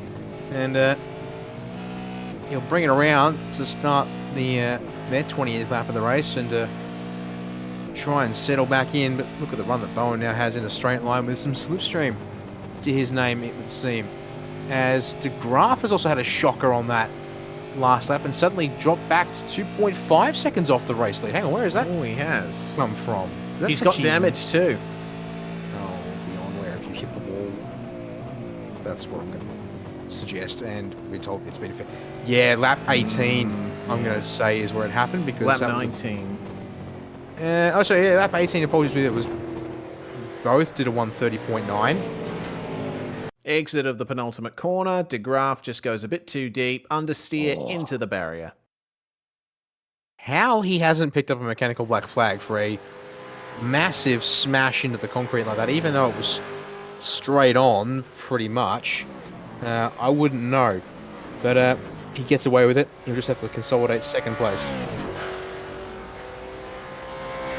He is struggling though. Keep an eye on the rear end of this car on power. I think De Graaf has worked his rears a little bit too hard. You can see how ginger he's having to be on the throttle here. And that doesn't look like a good run out of turn 2 at all. I think it also will be a case of he'll just have accepted his fate and intentionally backed off to make it home. Because, yeah, takes a bit of curb there at turn 3, destabilizes the car, and it goes, no, I don't want any of this. So, with 12 odd seconds back to Steven Varga, he can afford to take it easy. Just needs to now get it home, as unfortunately he's effectively throwing the white flag a little earlier than one might expect. See there in the foreground, Henry King has got back out on track, although 4 laps down, unfortunately for him. And this is now our battle to keep an eye on here as continue to watch Shane Bowen try and find a weakness of Dan Stevens's that he can exploit here. And as they come up through the staircase, on my end I saw Stevens get the right rear into the wall on the exit of turn number 5, but either he did and it was nothing, or he didn't at all, and we'll chalk that one up to different connections and such. Well, regardless, Gilbert coming across the line to start the final lap here. And the night's racing will come to a close in about 1.5 minutes' time. He once again enjoys a huge lead, but Dion de Graaf definitely gave him a heck of a race this time. Was able to get right onto the rear bumper before the pit stops, but number 20 just pushing a little too hard where it mattered the most. And all Gilbert has to do right now is bring it home and extend his championship lead over Henry King. De Graaf, meanwhile, with a couple of second-place finishes, combined with the absolute shocker that Henry King has had, means that King might just lose the second place in the standings coming out of this round. We'll have to wait and see next time the V8s are on to see what exactly has happened to those championship standings. But one thing is for sure, it's the Aaron Gilbert show once again. He's taken a couple of episodes playing a background role, but he's definitely back in the lead in terms of playing on the stage and leading these races. So just a couple more turns to go now for the ANZ Motorsports Henry James Racing Falcon. Team Jinx shifters once more on the top step of the podium as Aaron Gilbert crosses the line to win race 2 of the V8s, and that's the round victory wrapped up for him. Dion de Graaf, second place in both races as well. But big shout out to Steven Varga, who has gradually fought his way back up from a 7th place start in race 1, started 4th for this one, and gets a podium for his troubles at Synergy Sim Racing. Nickel finishes in 4th. Mahoney, it looks like, is going to get 5th from Hobbs, but it's still on for 7th place here as, Bowen just collects the outside wall, and that might put paid to that. Stevens just holds on there. And there was potentially a fight on for 11th place, but Nick McMillan has unfortunately made a bit of a hash of this one here, Reese. Goes for the inside, massive rear wobble instantly, and actually that's a little worse than I said. Because he had a go at it. Unfortunately, didn't go well. That there though was getting himself just a little stuck in there. As Gilbert will park it up here on the back stretch. Looks like he might just be out a few. No, there you go. Gets to work burning down what's left of the rear tyres on that car, as we can now bring up the results here from race number 2 of the evening for the V8s, our 4th race of the night to conclude things, and it ends up being a 5.9 second margin between Aaron Gilbert and Dion de Graaf at the front of things. Stephen Varga keeps it within 15 seconds at the end of it all there to round off the podium, and he stays clear of Tim Nicol there by just over a second, who will have to settle for 4th place in this second race. Joe Mahoney runs at the top 5 there at half a minute back. Lindsay Hobbs fades away behind him to P6. Be able to keep Dan Stevens and Shane Bowen behind, though, 7th and 8th respectively for those two drivers. Gavin Cox next across the line there in 9th place, with Dean Alessi to round out your top 10. Finishing in 11th spot was Colin Bruns. Good jump up from 14th in the first race, with Nick McMillan the last driver to finish on the lead lap there. He did end up getting to the flag in the end. James Allen, Danny Vassell and Stead Miller all finish a lap down, with Henry King and Peter Pavlovich 4 laps down each. Sean Slater retiring from the race, and to that list we can add Troy Sipple, Matt Haywood, Tyson Hanmer, Craig Mason, Stefan Adams, and Anthony Green. Poor Anthony, he was out by the time they got to the second lap here at Detroit Belle Isle. Well, the next round of the series is going to be taking place at Imola. The flat 6s and the flat 4s are going to be racing there, and a couple of drivers really looking forward to that one. You'll be able to catch that on the 4th of August from 7:30 AEST. So make sure to put that in your diary and tune in. But before we say our goodbyes, we'll have a quick chat to a couple of the drivers who finished on the podium. Hopefully Aaron Gilbert and Stephen Varga can jump in, but we will have a chat to Dion de Graaf in car number 20. Congratulations, Dion, on 2 second-place finishes here tonight. It did seem like this track claimed a lot of victims, and it almost claimed you a couple of times. Yeah, it claimed me with 4 laps to go, which sucked. I was trying my hardest just to catch Aaron, but after my muck-up coming out of the pits going into turn 1, absolutely screwed it, so pretty disappointed in that, but other than that, it was a real good battle. Yeah, certainly was. What do you think changed between race 1 and 2 to allow you to be a lot closer to Aaron Gilbert before the pit stops? Because, obviously you were reasonably close to him in race 1, but race 2, you were right on his bumper before you decided to come into the pits. I changed my spring rate in the front and rear and softened the car right up. I was quite stiff before I started the race, so I softened that up, put some more camber in the front and just went for it. Do you think that might have had something to do with you being a lot better on the brakes as well? Because the big thing we noticed in race 2 was a lot of drivers just overshooting the braking zones. Yeah, I also. Oh, sorry. Yeah, I did change my front master cylinder so it was bigger, so I could put more Ah. pressure. Alright. Other than that, it was just it was a good car, but it was just lack of driving skills. Well, 2 second places are certainly nothing to sneeze at, Dion. Congratulations for that. And is there anyone you'd like to thank for your results? Just the boys at Simblacks in New Zealand, and Stefan Adam who runs it, who sponsors us. So yeah, just thank you to them. All right, that's Dion de Graaf. Thanks very much for joining us. And Dan, I'll leave it to you to have a chat to our round winner, Aaron Gilbert. Thanks there, Reese. And back on the top step tonight, all the way through there, Aaron. First race able to break free by 8 seconds, but until the last couple laps there, that second race was looking a little bit more undecided with the way Dion was trying to give you a fair crack at that one there to finish things off tonight. Yeah, Dion pushed me all the way to the end there. Unfortunately, I think he clipped the wall on the last corner. He's lost my gain, I suppose, but he drove really well, and I tried to make as many or less, or not as many mistakes, but was able to get away with the win. So I'm cheering. I mean, yeah, you're one of the few cars out there tonight that doesn't have any apparent lack of body panels. We did see a lot of drivers grazing the walls, and in quite a few occasions it took chunks off their cars. Obviously, a track like this, it's all about being aggressive to find the pace, but at the same time also with just enough restraint that you know your limits.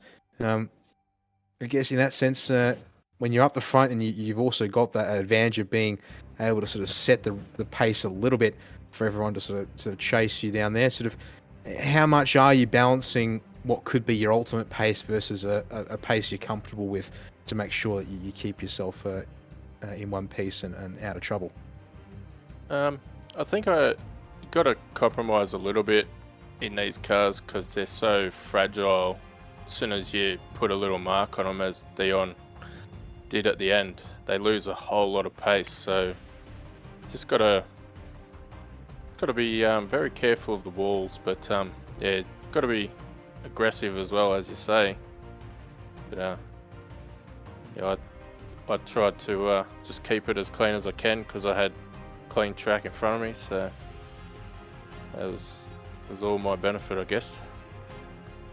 It certainly ended up being that way. Well, you came into tonight actually, and it looks like the championship, well, coming into tonight was looking pretty tight to your teammate Henry King and also to Gavin Cox, who is sitting in third place. But after this evening's action, it looks like you'll be able to open things up once again at the top for the time being. But we won't see the V8s back out on track for a little while, actually. So it'll be Oschersleben where they're back out on the road, and that's not for another 6 weeks, 6 weeks or so. So a bit of time to settle in, but it's also going to be a special event for the V8s in particular when we see you guys out next to the Board 600. What are your sort of thoughts on sort of getting ready for actually an endurance race in these older cars here for the V8s?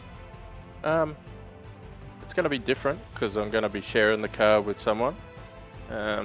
We haven't done that before in these things, but it's not unusual in iRacing to do multi-driver car to drive. So, but it's going to be definitely a different dynamic to the race, I guess, because the main car driver is going to have to qualify and finish race, and a couple other things in the rules that I know of. But yeah, it's going to be totally different for us in these things. So, looking forward to it though. Yeah, well, an expansion of what we've got on for the V8s, and yeah, will be a test of things to come, but a little while until then. So we'll wrap things up here with you taking an extended lead in the championship for the time being. Before we let you go, who do you want to thank tonight for the results?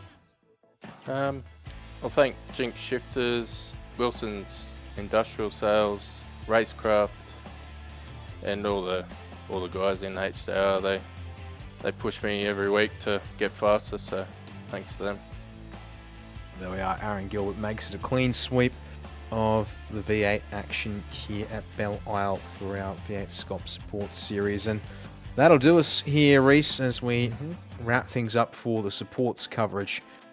But of course, that means that we're only about halfway done with the weekend's racing from Belle Isle on the whole. Yeah, absolutely. Well, we do have Split 2 and Split 1 action from V8SCOPS for the 9th round of the championship at the Belle Isle Street Circuit on Sunday. You'll be able to catch that going live from about 6 p.m. Australian Eastern Standard Time. 8th round, my apologies. I completely forgot about the Bathurst 6 hour being a standalone round of supports. So, that's going to bring things to a conclusion for tonight, but we certainly hope that you can join us for the action on Sunday. Plenty more racing to come here on SimSpeed TV this weekend. I'm Reese Gardner, Dan Yeaman alongside me in the comms box, and Jay Kennedy handling production behind the scenes. Make sure to subscribe to us here on YouTube and search for us on the socials, SimSpeed TV on Twitter and SimSpeed Esports Network on Facebook. From all of us here, we say bye for now, but not forever. See you on Sunday. Racing isn't easy, but experiencing it is. iRacing puts you in the driver's seat with the industry's leading sim racing game. Drive on laser scan replicas of the greatest racing circuits from around the world. Go head-to-head against other drivers chosen by skill-based matchmaking to ensure competitive racing at every level. Compete across all your favorite series in officially licensed cars engineered to deliver the most accurate driving experience possible.